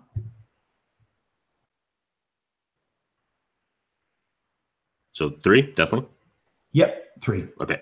All right, so first one. Yep. Dose success. 1, 2. I accept. 3. Oh my god. Okay. That one. You That just one accidentally done. created a super blaster. Yep. Someone might want to keep that one. Holy crap. So here's what I'll say is you can add a attachment of your choice. Is that crazy? How expensive do these get? I'll say you can add an attachment to it. Okay. Yep. So that is awesome. But just narratively, what if that one wasn't an Imperial blaster? But I don't know much about like firearms, but occasionally there are firearms that are just worth a lot more, or was like a limited run, or like maybe this was someone's possession. You know what I mean? Like, oh, among all these blasters, somebody that doesn't know didn't know, but this is like, oh man, this is a crazy X whatever. Like I said, I have no idea, but something like that. I hear you for sure. We'll do that. I like that. We'll say that this then is a fancier. We'll cut. Yeah. Okay. So you're going through them, and you realize that this one is the base. So for an E11S, like a sniper rifle, it's not got all of the gear on it. So it's like obviously been like last minute sort of ramshackle taken apart to use as a normal blaster, but it is the base of a sniper rifle. So I will say that it doesn't have it has the telescope lens, but it doesn't have the long barrel, which you'll need to get somewhere. But for sure, that's a valuable thing to find. Okay. I'm just going to make a note of that. Number 3, Sniper. Yeah, it's an E11S.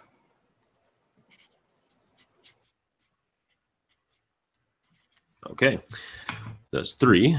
So next roll. Okay. Interesting. Oh boy. That's a difficult role to interpret. Like you fucking killed it, but also something's wrong. Yeah. So what I'll say is that so blaster number 4 is I think it was, you know what? It was one that is a special type of rifle that is used for crowd control. It's one that's given to either sergeants or stormtroopers that are, you know, a kind of a leadership position, and it comes with an integrated beam splitter.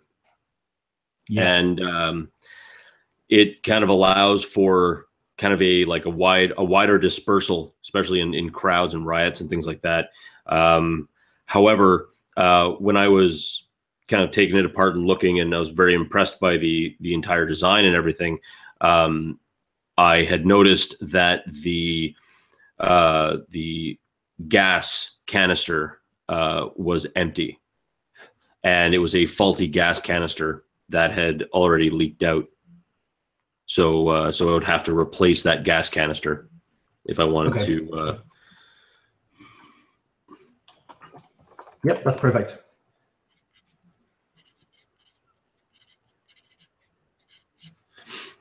Okay, so that's let's see, it's 1, 2, 3, 4. So this is number 5. Okay. I'll say that I was able to clean everything, but I wasn't able to make it any better. It's still a clean right. blaster rifle. No, no nothing on it. And then 1, 2, 3. Blaster number 6, I was able to clean it, and I was able to focus the beam so that when it fires out, it is a little bit more accurate than your average one. Not to a huge bonus, but it's good. 6, 7. Yep. Well, I just did it. Yep. 8. Real solid. Yep. Oh my goodness. And number 9. Okay, so this. Jesus, Mike. Yeah, these rolls are absolutely outrageous. I'll tell you what. I have an idea for this one. Yep. So this is number 9 is the E11X, and this blaster rifle was used by agents, and during this subsequent issue that they had with obtaining the 2 crates of spice, the agent who located them, even though they were being tracked by agents and didn't realize that this gang was going to be so stupid as to walk it out in public.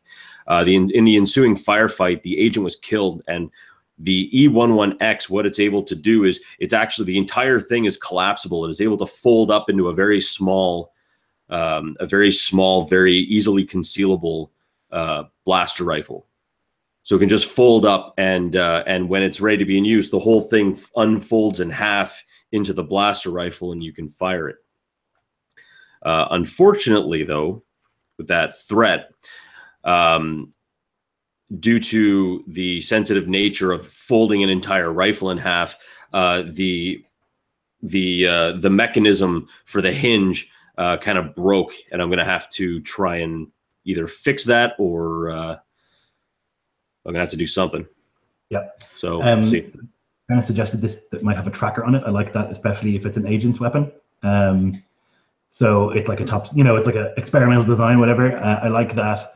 I like the hinge thing. I love that. Like this weird collapsible rifle, super Black Ops. But I like the idea of a tracker too. So you're like getting through it, and you realize that you've got a pretty valuable piece of kit here. And that's when you realize as well that these weapons, they don't just hang around anywhere, and it's probably traceable.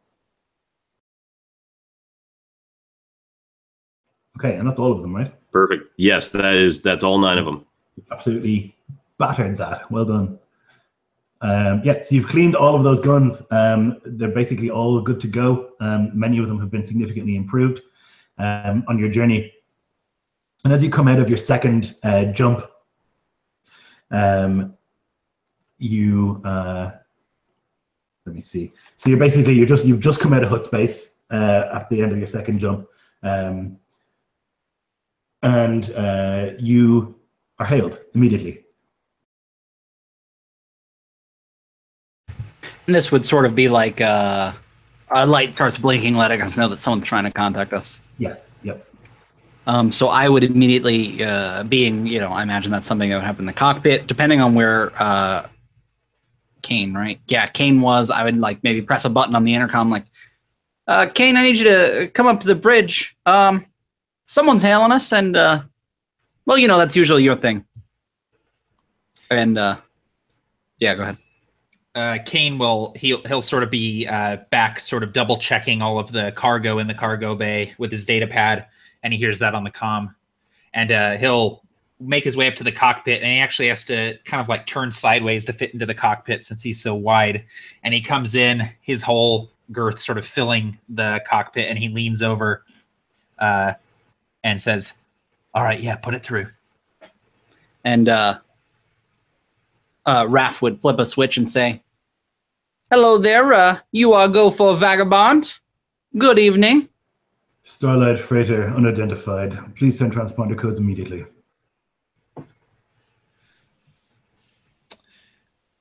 And I'll kind of put the mute button. I'm holding the mute button down, and I look at Raph and say, "Do we have a beat on this person? Do we know what kind of ship they're in?" is that something we would have? Is that like our license plate Sure. and like this is an illegal one, or? I think that you probably have scanners on board the ship, like every ship. No, I mean like transponder codes. Is that like, let us Oh, yeah, know that's- you bought this legally? And we're like, That's yeah, go basically ahead, what that's that fine. is. Yeah, it's like an identification thing. It's license and registration, basically. Gotcha, okay. But we don't know who's asking, so then that. So yeah, in that case, I would, I don't know, do whatever I need to do to see where these people are. If they're not, clearly obvious, do some scan or something. I think I have Sure. piloting as well as astrogation. Yeah. Probably perception using Oh, perception, yeah. the scanners, I suppose. But yeah, that's a good point, because I have a couple greens in perception. Yep, so it'll just be difficulty 1. Okay, and so reset purple. 1 purple, thank you. And I have 3 greens, okay. All right, so lots of boosts, but a failure.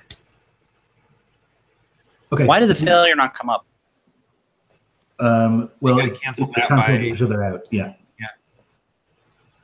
You got Oh, I You got 1 threat and a bunch of advantage. So Oh, the threat. was. I keep the getting threat the was canceled threat. out by the advantages. I keep getting the threat and the failures mixed up. All right, sorry, go ahead. Come on, So, James. They're just hieroglyphics. Just learn them. Language. So you're like trying to scan whatever, you can't seem to find the ship, and you're like looking out of the cockpit, you can't see it. But with those advantages, it's clear to you that it's Imperial. Like the tone was so dismissive and official that only Imperials talk that way.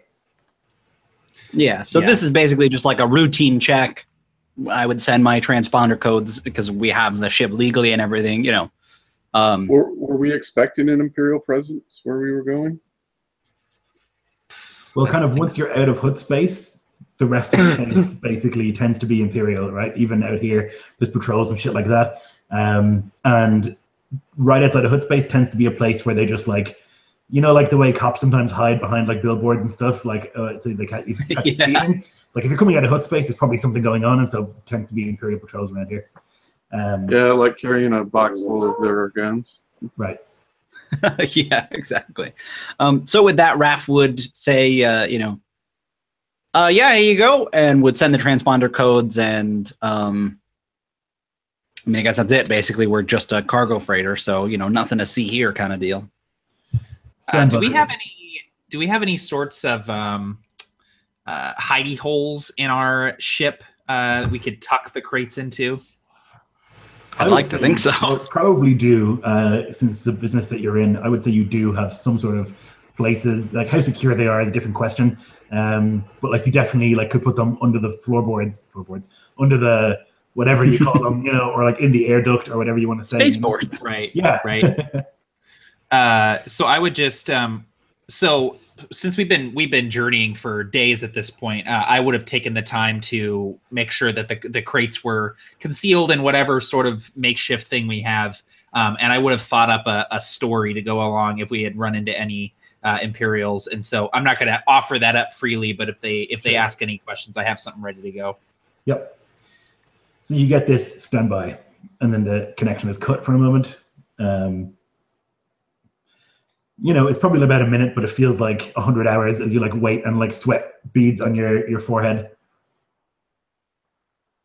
Starlight Freighter, Vagabond, prepare for boarding. I will kind of look at Raph and have this alarmed look on my face, and I'll press the comms button and say, of course. What is this boarding concerning? We're running low on time here in our journey. Routine check. Routine check, right? Okay. Well, we will await your arrival. Shall we power down our engines then? Do so. Right, and I'll click off the comm and go,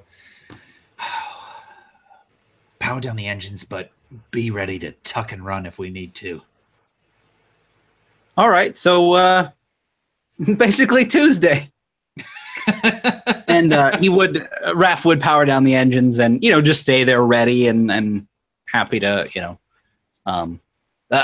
comply, whatever, if we have to match the velocity, whatever happens, okay, whatever, I'll click on the ship-wide comms and say, We're about to get boarded by Imperials. Everyone, wipe your noses and tuck your shirts in. Meet in the hangar. And I imagine that Raph would stay on the bridge, but everyone else would meet in the hangar probably. Yep.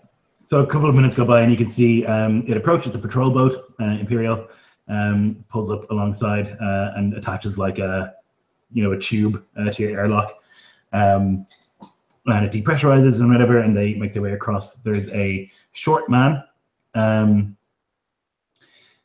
clean shaven, in his 50s. He's got, the Imperial grey uniform. There are 2 stormtroopers behind him as he boards. I see. He's got this like data slate in his hand. He's like looking down at it and back up to you, and then back down to the data slate and back up to you. Which one of you is Kane Drexel? That's me. You're the proprietor of this vessel? That's correct. Mm-hmm. And he's just like looking at the data pad, and the stormtroopers are just like standing behind him. And I'm just like standing there, and I'll kind of look back at Shell and Eric and just kind of nod to him, just kind of like, it's all good. We got this. What kind of cargo are you carrying, Mr. Drexel? Actually, none at the moment. You can see our hangar's a bit bare. We're actually on our way to Iskatar to pick up some cargo there. Mm-hmm. What kind of cargo are you picking up in Iskatar? Foodstuffs, actually. I see. That's usually what we end up carrying. Foodstuffs, agricultural equipment, farming tools and technology for the Outer Rim planets that need them. I see. What is your onward destination from Iskatar? From there, we're going to be... I think we're... And I'll kind of look back to my compatriots. I think we're heading to Ryloth, right?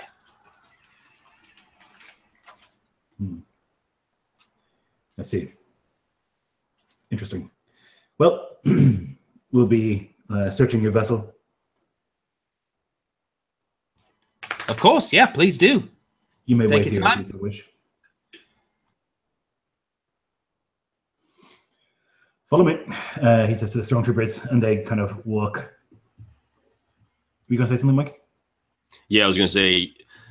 I mean, let's be honest that during this exchange, all blaster rifles would have been hidden.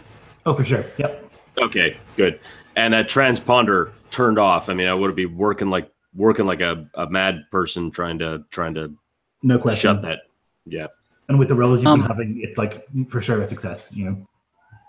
So, would we at this point, having kind of they board us? I imagine we would have seen the ship by now. Can we tell? Is this a very large ship, very small ship? Is there a couple people? Are there a lot of Imperials? What are we looking at? Yeah. So it's a patrol boat. So kind of same size as our ship, maybe small crew, not necessarily like a large freighter or like, I don't know words, but for sure. It's got guns and stuff. There's 8-ish people on board, probably, but it's fairly like packing in terms of ammunition and guns and stuff like that. It's Imperial ship, Yeah, so yeah, absolutely. But it's not like a warship. It's not like a Star Destroyer. It's Exactly. But as far as guns go, it would outgun us, no question. No question. Yeah. Ruin you. Yeah. Fair enough. And so they kind of like walk past you and kind of begin a search of the ship. They're looking around the cargo bay, and they see that it is empty. And they're kind of like searching around. The lieutenant is like looking at the data pad, and he's like looking around the place. He's got this like sort of bored expression, or maybe it's disdain. It's kind of hard. Maybe it's a little bit both. Looking around. Mm-hmm. He like ticks a box on the data pad. He like walks basically to every part of the ship and like looks inside, ticks a box. He walks into your workshop. Shell has a quick look around. I'm going to ask you to let's see what we'll call it. I just want to make sure there's nothing left that might look suspicious. There's no like bits lying around, you know what I mean? From your work. No, I can imagine that. I mean, fastidious as I am, if let's see, I would say maybe vigilance. Yeah, we'll call it vigilance, and I'll give you a boost because of your sort of tedious way of going about things. What? Of course, now my vigilance is probably like 1. No, it's 2. Oh, that's nice. Maybe use a destiny. Yeah. I would absolutely be down with. There's no reason not to. There's Imperials searching our ship.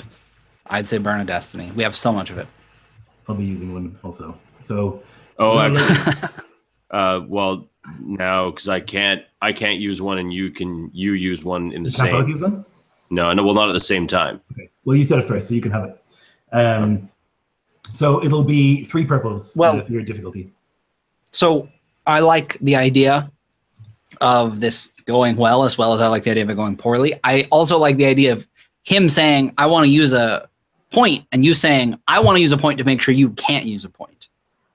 Does that, you know what I mean? Like, you're like, oh, okay, no, this is going to go, no destiny involved. This is going as it's going. That's it. You can do that too. Yeah, I can not use one either.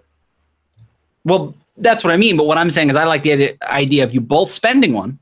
So you both, it cancels each other out. But I don't know. I don't know how the rules explain it. But. Yeah, generally, if you both use it, you still get both of you still get the upgrade. The difficulty is upgraded and... Oh, okay. It just upgrades both of them. So I think increases the chance for for him to get either a despair or a triumph.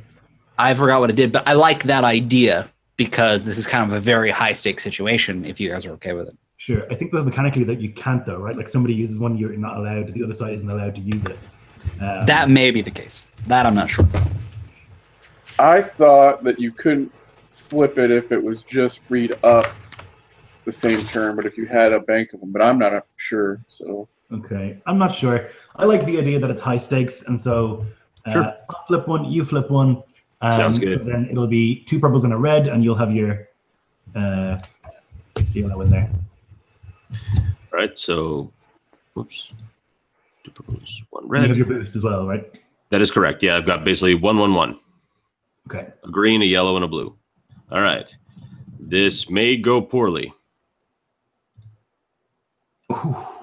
Okay. Oh, that's a hard one to read. Okay, so he's looking over the place, this lieutenant, and if you would call yourself fastidious, this person is anal in the extreme. So looking over the area, he doesn't spot any part of the rifle, right? You've cleaned that up. That's clean. You're smarter than that. But he does notice the tool array. He's like looking around it.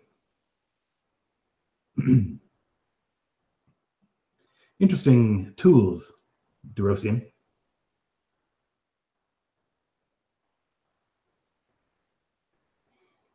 What are these tools for? They are tools for general maintenance. Shelnak is he's our resident fixer-upper. If we happen to take on technology, agricultural technology... Be silent, I'm not speaking with you. What's that? I'm sorry? Be silent, I'm not speaking with you. Of course. I'll let him speak. What are these tools for, Derosian? I fix things. As a matter of fact, I was about to fix a salvaged DH-77 headcom. Unfortunately, it was damaged. We were able to salvage it, but I need to do some repairs on it first. And just out of character, that's not a lie. That's not a lie, because I was using it. I was going to fix that thing. Yep. No, that's totally fine. He turns to the stormtrooper behind him. And he says, Trooper, what is the model of the headset in a sergeant's helmet? DH-77, sir. Interesting. The DH-77 is a very common head communicator. And tell me this, Durosian, where are the guns? Guns. What guns? The Imperial guns. I do not understand. You are carrying Imperial weapons. Stormtroopers are carrying E-11 blaster pistols, or E-11 blaster rifles. You are carrying a Blastech DH-1 blaster pistol. I am carrying a Merson DH-44 light blaster pistol. Which Where gun? is I like being over here. Where is the E-111X? E-11X. I have not heard of this weapon. Perhaps you haven't heard the name, but you have seen it. A collapsible rifle. A collapsible rifle? That would be very interesting.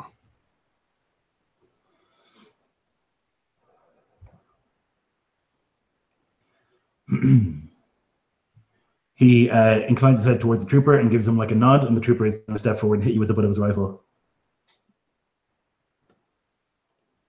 I use the Force. Oh, that's yellow. Well, I'm gonna take that. I'll take it right in the damn face. Bring it.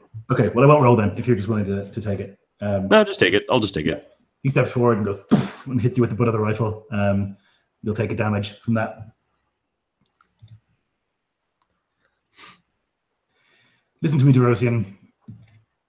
The equipment that you have on this vessel of yours is valuable to the Empire, and I want it back. I see.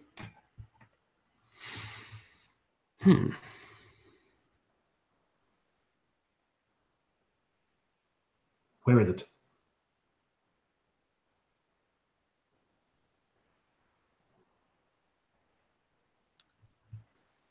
I'll look at the others. I'm gonna look at the others right now, right? Just right quick and go.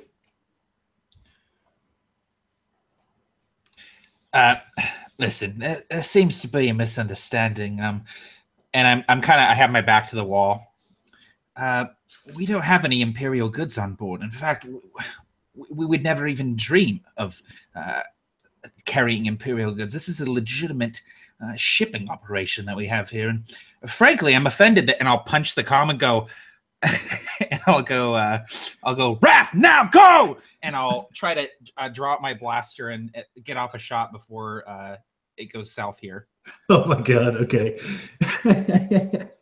Oh boy, okay. And you said there wasn't going to be any combat. Or death. Okay, so you guys can roll cool if you like. Since, well, certainly you can roll at Drexel because you were prepared. And I think Raph would be as well. I don't know about the other two. I feel like Eric definitely would be prepared and like ready for this. Don't know about you, Shell. What do you think? I'm thinking vigilance. I Okay. mean, Shell's not a lowly, like a criminal type. He's not ready for anything. Yeah, for sure. Remind me, do we have a difficulty die with the initiative? Not for initiative. Okay, cool. So you just roll your cool. Yep. You tell me what you get. So I always forget, but I think 3 boosts, 2 successes, or the opposite? Yep. I never remember. Okay. No, sorry, 3 successes, 2 boosts. There you go. Yeah, those are the ones I'm having trouble with. Oh my goodness. So Eric goes yesterday. I was going before they boarded. Yeah. He's actually on the Imperial ship killing him right now. Okay, and oh boy, Drexel, no good. Yeah, was not good. Listen, I'm a big fat guy. I'm not very fast. and that is Shell. So you do side initiative in this game, so you guys get to pick who goes where, rather than like that's your initiative role. It's like that's your team, right? So it's one of you guys, the two bad guys, and then the rest of you.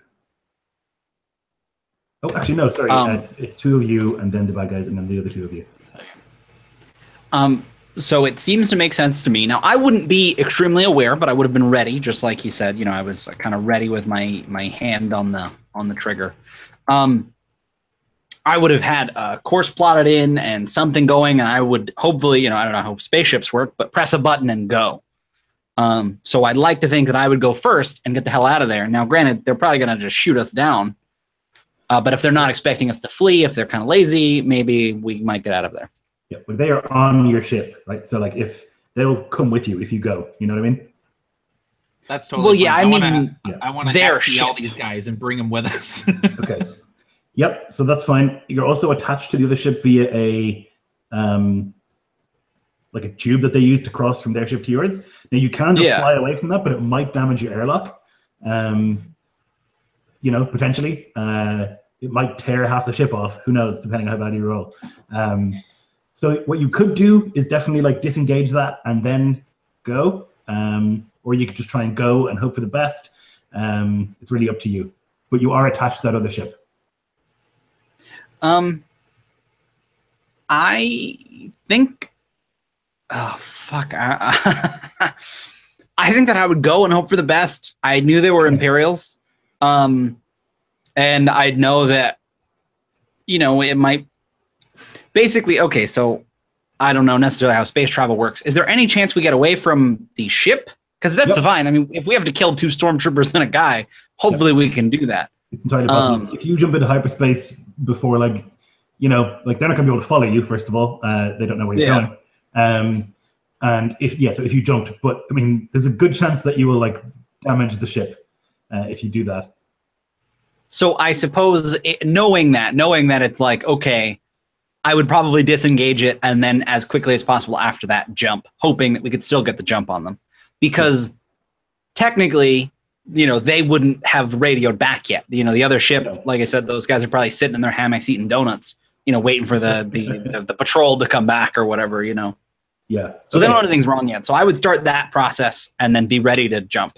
Yeah, no problem. So because the first slot was a triumph, I'm going to say that you are able to disengage without making a check, because usually that would be like a computer check or something. I'm going to say that you can just be like, oh, fuck, and hammer in the code, disengage the airlock, and then you can make your piloting check.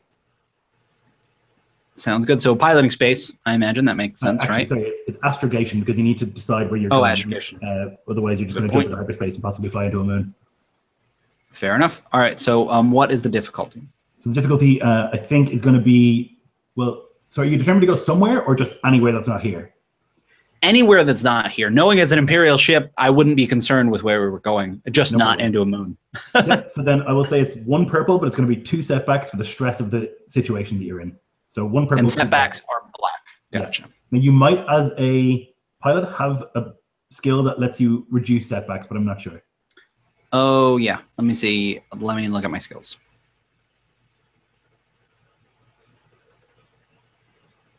I know they're on here. Oh, they're all in the book. Damn it. Okay.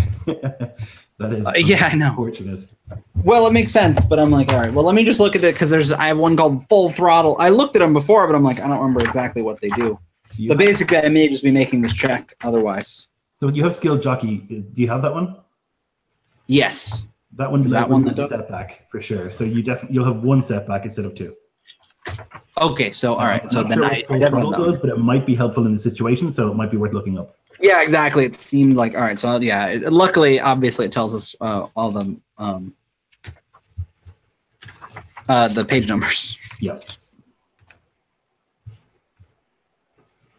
May push a ship or vehicle past its limits of speed, so it's more about going quickly. Okay. So that might matter later, but doesn't matter now. Yep. So I dropped 1 setback here. Yep. So it's so I'll have 1 black, 1 purple. Exactly. Yep. And then I'm going to check it again because I want to make sure 1 green, 1 yellow. Okay. Awesome. All right. Okay. So 2 successes. Yep. So you pull away the the leash basically that's attaching your ship to theirs. You like punch in the codes as quickly as you can, and then you just like pull that lever all the way up, and you're gone. There's like alarms going off on the ship, like fucking airlock disconnected too quickly, that sort of shit. And you can like see on one of the cameras that like that little room where the airlock is, there's just like shit flying out of the ship and into space, although it's nothing important. There's just like stuff being sucked out there, and the blast doors close and you're in hyperspace. So Dennis made sort of a good point where I probably would have plotted the course already, knowing that there was any moment to press it. So just consider that when we later have to decide where the hell I ended up. No problem. That I may not have like found like, oh, this is the best place to go, but I certainly wouldn't be, in the middle of hut space, with stolen goods or something. Sure. Okay, perfect. So that was your turn. So then it's the next one of you, whoever that might be. I'll go ahead and go. So I would like to. So I imagine that we're in this kind of space with the workshop that he's looking at, right? I'd like to potentially use a maneuver to find a little bit of cover if I could, even if it's just kind of like standing behind like a girder against a bulkhead or something like that. So in my mind, the workshop is in the same like area that the kitchen and like sitting room are all in, right? It's just like this big open room. There's not actually a workshop on the ship. You've just like made a little corner. So I think like you could definitely like duck behind the table or something like that for sure. Cool. Yeah, I'd love to do that. And then I'd love to take a couple of strain to take a second maneuver and aim with my DL-18 blaster pistol. And then I would like to shoot. Okay, so it's going to be 2 difficulty. Okay, cool.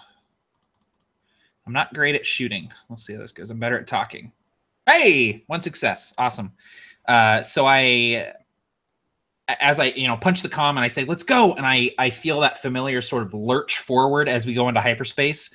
I will sort of stumble behind the table and sort of like slide into cover and then pop out and just take a couple shots at the, I'm going to aim at the stormtrooper. Okay, sure. So what kind of damage does that gun do? It does 7 damage. Oh my goodness. Yep. Okay, so it's a great shot. You like squeeze off a fire, and it catches like the soft part of the armor in his neck, and he just like hits the ground immediately. Awesome. Dealt with. Kill the stormtrooper. Okay, so then the lieutenant is going to look just so incredulous. You've seen a man look more surprised in his entire life.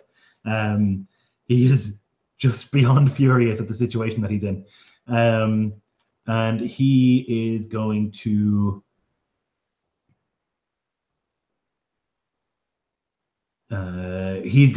run behind some little bit of cover. He's going to pull out his pistol and he's going to say, "Get them! Get them!" At the stormtrooper. The stormtrooper then is going to run behind cover as well on the lieutenant's turn. That's like his ability. And like he pulls up his rifle and starts to aim. The stormtrooper goes next. He's going to squeeze off a shot at you, Kane, since you shot him or his friend. But there's only one of them, so he's not going to be very good at it.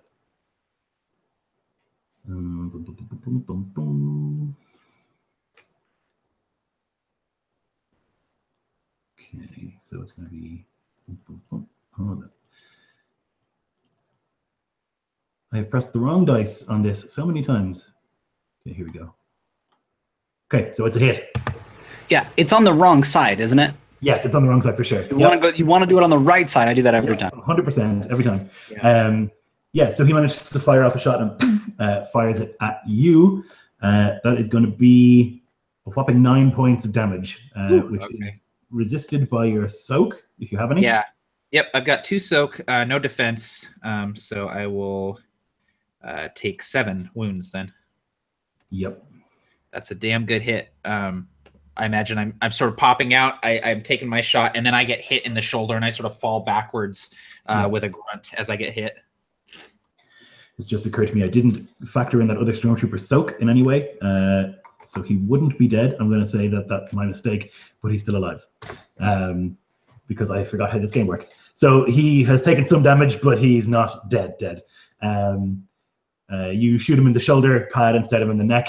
He's like maybe twirled a little bit and fallen over, but he's still alive. But that's the stormtroopers. That guy shot. And then it's back to you 2 remaining gentlemen. I'm gonna give it to you, Raph, because or no, sorry, not Raph. Sorry, I'm gonna give it to you, Eric, because you're definitely more. Yeah.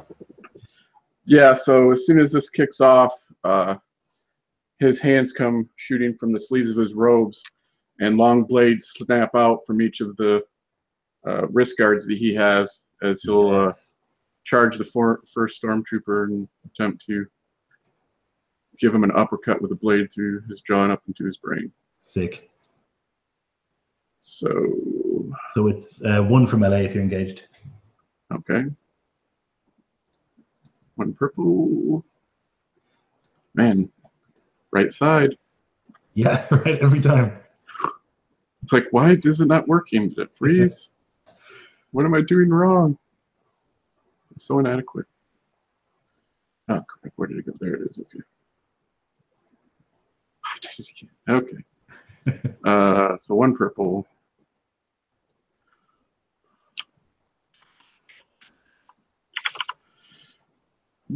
Oh boy. My God. So, Jesus. yeah, he's probably dead, I guess, because if you. I think so. So what kind of damage does it do? That'll be 9 damage. Okay. Yep. So he'll. Oh shoot! I forgot. I forgot I get a boost to that. But anyway. So yeah, 9 damage. 9. Okay. So he takes 5 of that. So he'll take 4, which is enough to kill him. Yeah.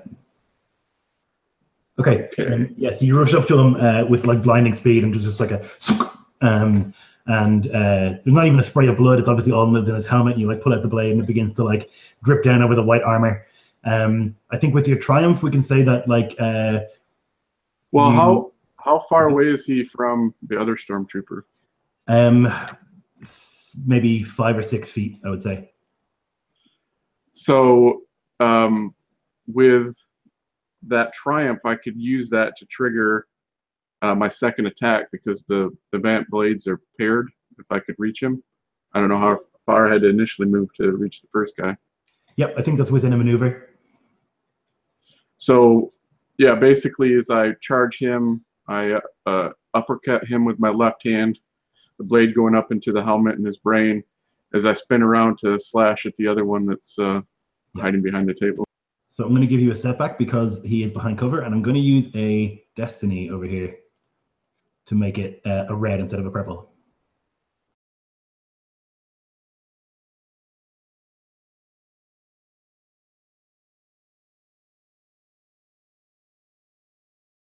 And I forgot because of this weapon type, when they're paired, I get a boost built in, so I'm going to roll that this time as well.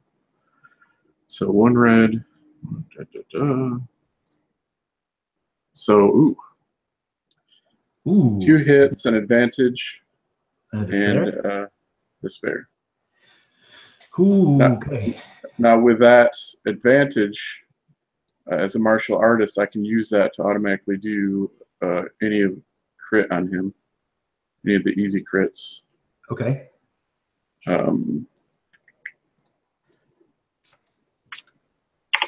So I will do staggered. Well, no, basically it's a what is it? It's stunned. Okay. Basically, he's staggered until the end of his next turn, so he can't take any actions. So what's the damage of that? That would be 8. 8. Okay. He's got 5, so he'll still be alive, just barely. You like slash through the armor, this laminate armor, and there's like a deep cut through his chest, and he like stumbles back a little bit. But I'm going to say that the despair is as you like kind of slash down at him, the lieutenant has moved. He's got his gun pointed directly to the back of your head. Okay. And he like looks at the rest of you, and he says, "Listen, I don't want to die. Get me out of here. Put me on a planet. I'll pretend this never happened. If not, I'll kill your friend." It's probably about this time that Raph would hit the intercom and say, "How we doing down there? Kane will stand up, and he's got this just horrible scorch mark on his shoulder, and his left arm is sort of hanging limp at his side from where the blaster bolt just cut through all the muscle and sinew in his arm. He's fat guy sweating while he's standing there, and he's holding on to his DL-18 blaster, and he'll sort of slide it into its holster, and he goes, "I'm willing to work out a deal if you take the gun away from my friend's head." Listen, Twi'lek, I wasn't born yesterday. If I take my gun away from this person's head, you're going to shoot me, and I'm going to die. The only leverage I have here is that I have this position at the moment.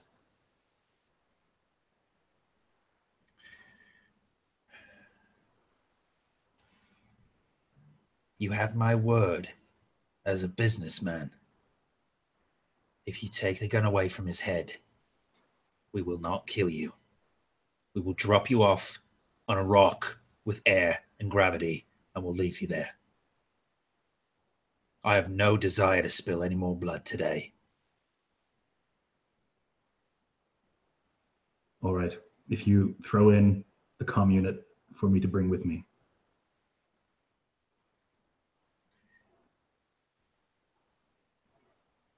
I'll do that if you supply us with a fresh transponder code for our ship. I'll need to get onto a ship before I can do that. That's not going to happen. You have to have some fresh transponder codes on you. I have the capability to rewrite ours.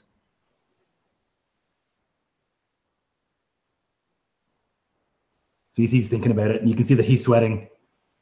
There's like this bead that like runs down his forehead and like onto the ground. All right. We can go to the cockpit. I'll put in a new transponder code for you. You drop me off somewhere with a comm unit. No one else needs to die. No one else needs to die. That's the deal. So he lowers the gun and puts it back into his holster. And I reach for a stim pack, and I sort of hold out my hand like I'm just getting a stim pack, and I'll jab it into my arm and pump myself full of that good juice that'll give me some wounds back. And I'll punch the comm on the wall and say, "Raf, shooting's over. Our new friend's going to put in a new transponder code for us. Sit tight." Will do. I guess it's about this time we figure out maybe where the hell I got us. Yeah. So the codes you put in are to, you had basically planned to go to Isatar anyway. You had like put in most of the, like 3/4 of the code that you needed for that. You put in the rest kind of haphazardly, but it's going to get you to that system, although not quite as close to Isatar as you would wish. It might be like 5 or 6 hours in system on sublight drives.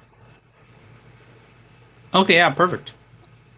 Now, was the one stormtrooper was still alive, right? He's still alive, yeah. So I'm gonna frisk him and take his weapons for now. Mm-hmm. And I don't know. Do we have any kind of like cells or brigs or a room that we can secure him in? I don't think you have a brig on this ship. Like you would have bedrooms that you could lock, I guess. Well, we made the deal with the one guy, right? Well, no, you did say no one else. Gosh darn it.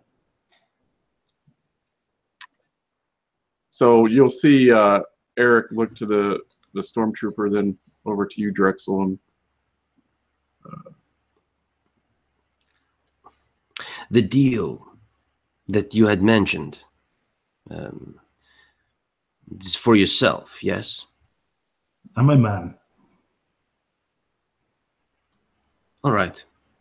Well, Troopers carry binders. Take his gun, bind him to something here so he can't move. yes, we should bind him to this other one.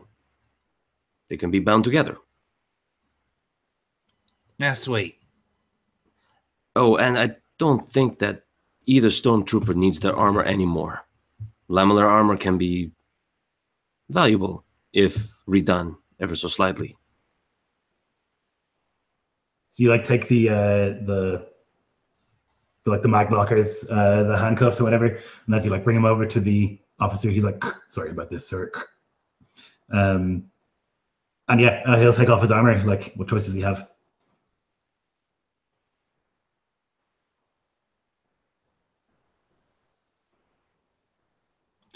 While they're doing that, I will take the lieutenant up to the cockpit, and I sort of have my hand on my gun, and I'll say to him, "All right, fresh transponder. No funny business. You try and send out a signal, do anything weird with our ship, and the deal's off. Agreed?" Agreed. Perfect. All right, Raph, show him to the data center. We're gonna get a new transponder in this thing. Oh, a shiny new one. Sounds good to me. Here you are. And I guess I'd point him to some sort of thing where you key it in, you know. So like comes up and he's like hammering away the keyboard. Not as quickly as you would think. Obviously, he's like beyond that most of the time, but he's like working on it. And you can watch him as he does it. And basically, he's like sees your transponder code and he like replaces it with a fresh one. It's like a really long alphanumeric code. And he's like looking at his data pad and he like puts it in from there. There, done.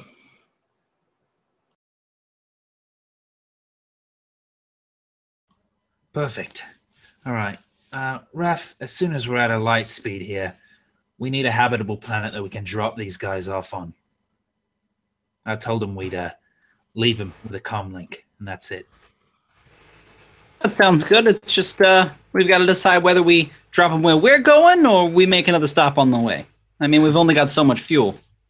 I think we drop them in the nearest habitable world and then make our way where we're going.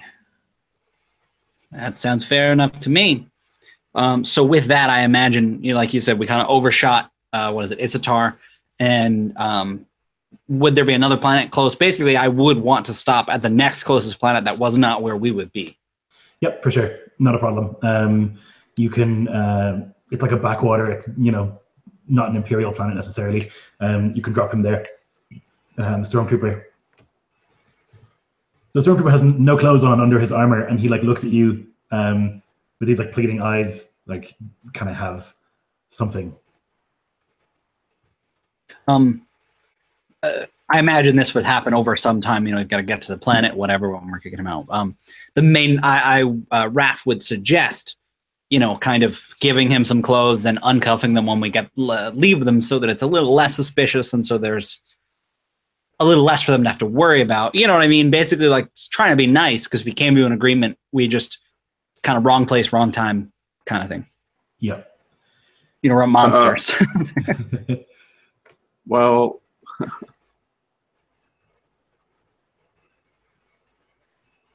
actually, I think before we uncuff them, Eric's going to try to take them out. Listen, man, that's fair. So, okay. So there would have, like I said, there would have been time we would have put them away, whatever, and we probably would have talked about what to do with them. And so maybe we can have that conversation first, because we would have gathered on the bridge. You would have told me, hey, this is what happened. This is why I told you to go. These are Imperials. We're getting a new transponder code. We're going to drop them on the next world. That's not to say, obviously, that despite what we talk about, you couldn't then kill them of your own free will. Well, yeah, when we got together to talk, Eric would say, if we leave them alive, he will have our transponder code. I doubt he will keep that to himself. It doesn't matter much to me. We have a new transponder code. You mean he'll know that one? Yeah, he inputted it into our system, did he not?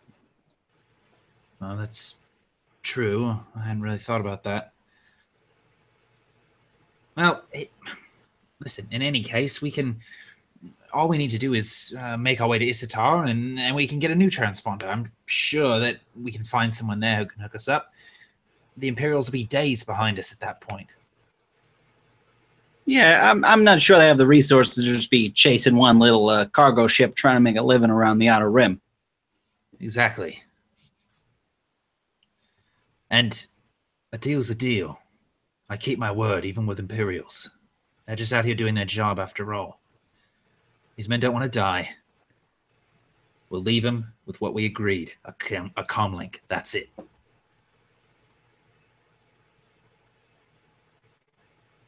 Raph would ask Shell, would you be able to maybe rig up one of these comlinks so we can maybe listen in, or at best, or at worst, maybe just track where they're going?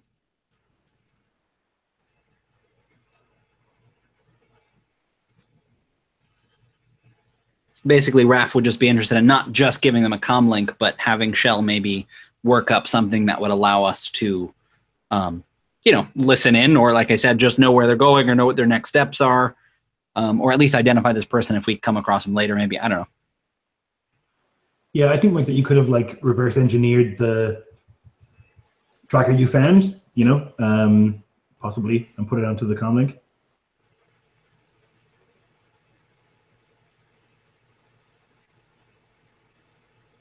So if you want to give me a mechanics check, Mike, difficulty, I'll call it 3.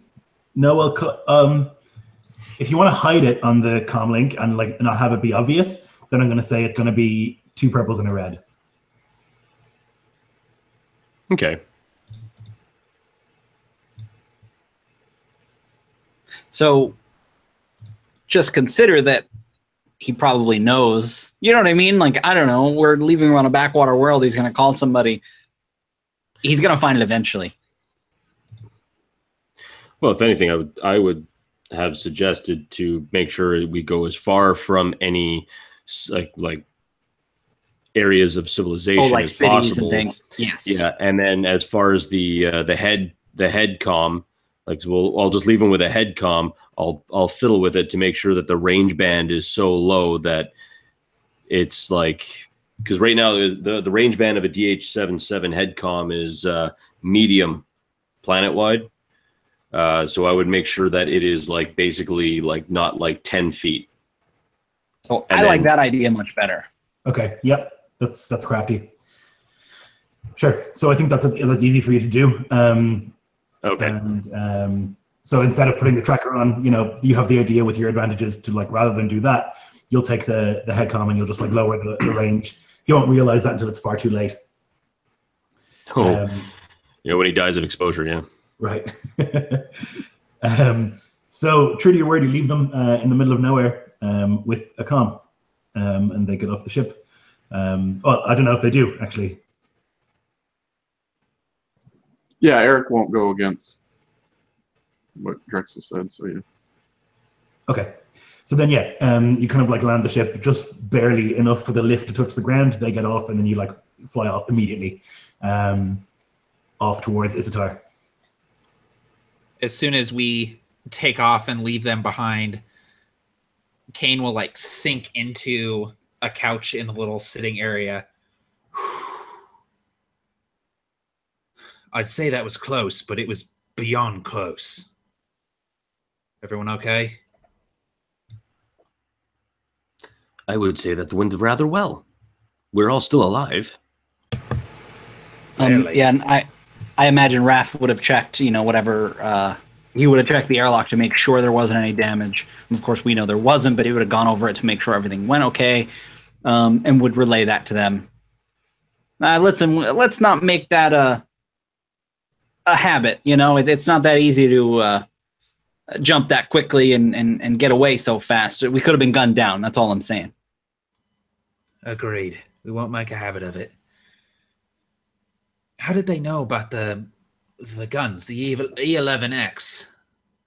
They knew everything about it, knew that we had it, just waiting for us to admit it. Well, there are 2 things on that. The first one, I suppose that this rifle is used for agents or some powerful groups within the Imperial Army. The E11X collapses. It can fold into itself. Thereby, it's very easy to hide. The second thing, unfortunately, is this is what happens when you allow a different player in your game to narrate your own threats. They usually make it a lot worse. So we all have Dennis to thank for that. Thanks, Dennis. Whose role was it again, Mike? Hey, you know what? Here's a threat for you. Yeah, here's a threat. You accidentally pulled it a little bit too far and it broke, and now you got to fix it. Okay, but no, it's a transponder. AT-ATs now are flying through space, gonna kill us. Like, oh, man. He's trying to make this a one-shot. Yeah. Well, so this E11X then, that's going to be worth more than a typical blaster rifle, yeah? I have never seen anything like this before. It's never seen this kind of a rifle. It is quite valuable in my eyes. I also found one that has an integrated beam splitter, which is very interesting for riot control, and another one that looks like the base of a sniper rifle. I would say that out of the 11 rifles that we have, I would say that there's a good chance that we're going to make a lot of money out of this. Plus, we have two complete sets of we also have 2 complete sets of lamellar armor, thanks to Eric's very skillful blade work. It was very skillful, very impressive. That was violent. That was really violent. Yeah, no, there was lots of blood. There was lots of blood and lots of gore. And I'll be honest, I don't want to clean that up. It's really disgusting. I'm just going to say it. Raph would say something to the effect of, well, as always, we're squeezing a little more than 45% out of our 45%. Yeah. Well, just think of it as we stopped off and got some more goods for this Imperial arms enthusiast. We ended up with some more blasters, some armor. And even some Imperial blood. Yeah, Imperial blood. I bet he would he'd take us up on that. Now we just need to find him, this Trandoshan fellow that you talked about, Raph. Yeah, Jamikri. We just got to make our way over to Isitar, which you said it was a couple hours away at this stage. Yeah. After we drop them off. So I guess, the next step would be to head there, and I imagine someone would get on cleaning up the mess that they made in case we get stopped again.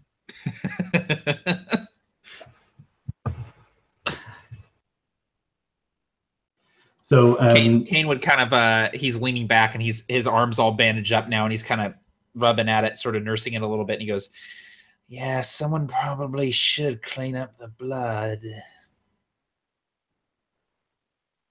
Somebody should. Eric's just standing there impassively, features blank. Yeah, Raph would have pretended, not pretended. Raph would have gone to pilot the ship at this stage. Everyone just like leaving the room. It'd be nice if someone would clean it. To hell with it. I'll clean it.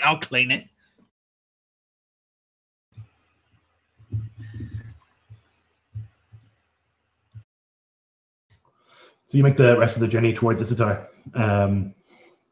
It takes you a couple of hours before you get to this desert planet. Temperatures are kind of almost above tolerable human levels, but perfect for a lizard, you would think. And you can kind of like land in a out of the way sort of like village in the middle of nowhere, and begin asking questions about Jamikri and this arms dealer. But I think that's probably where we'll leave it for today, and we'll go on and look at what happens with that next time. I think we'll finish with on the surface of that planet you left the lieutenant on. He's like, come in. Damn thing. Like throws it on the ground, and he just like looks up to the sky and he says, Kane Drexel. Oh no. And that's where we'll end the session. I actually made a nemesis. Sorry, everybody. Yeah, and then one like minor threat. The other guy hates us too. We made so many enemies this episode. Well, I think the only name he knows is Kane's, right? No, you definitely said, Raph, get us out of here. Yeah, he Yeah, definitely I used all I of our say real Raph. names. Yeah, So he knows 2 names. That's yeah. But my name was on the ship's transponder or whatever as the owner. So Oh yeah, okay. that's not good. You guys wear name tags and everything. Yeah. Hello, my name is Ken Well, he Drexel. saw the You overlay. should've let me kill him. Yeah. Should've let me kill him. Okay, cool. Well, thank you guys for playing. Hope you had a good time. Thank you for watching. If you did, we'll be doing this again hopefully soon. And then from November on more frequently. Probably. We'll see. It's all very vague. Thanks for watching.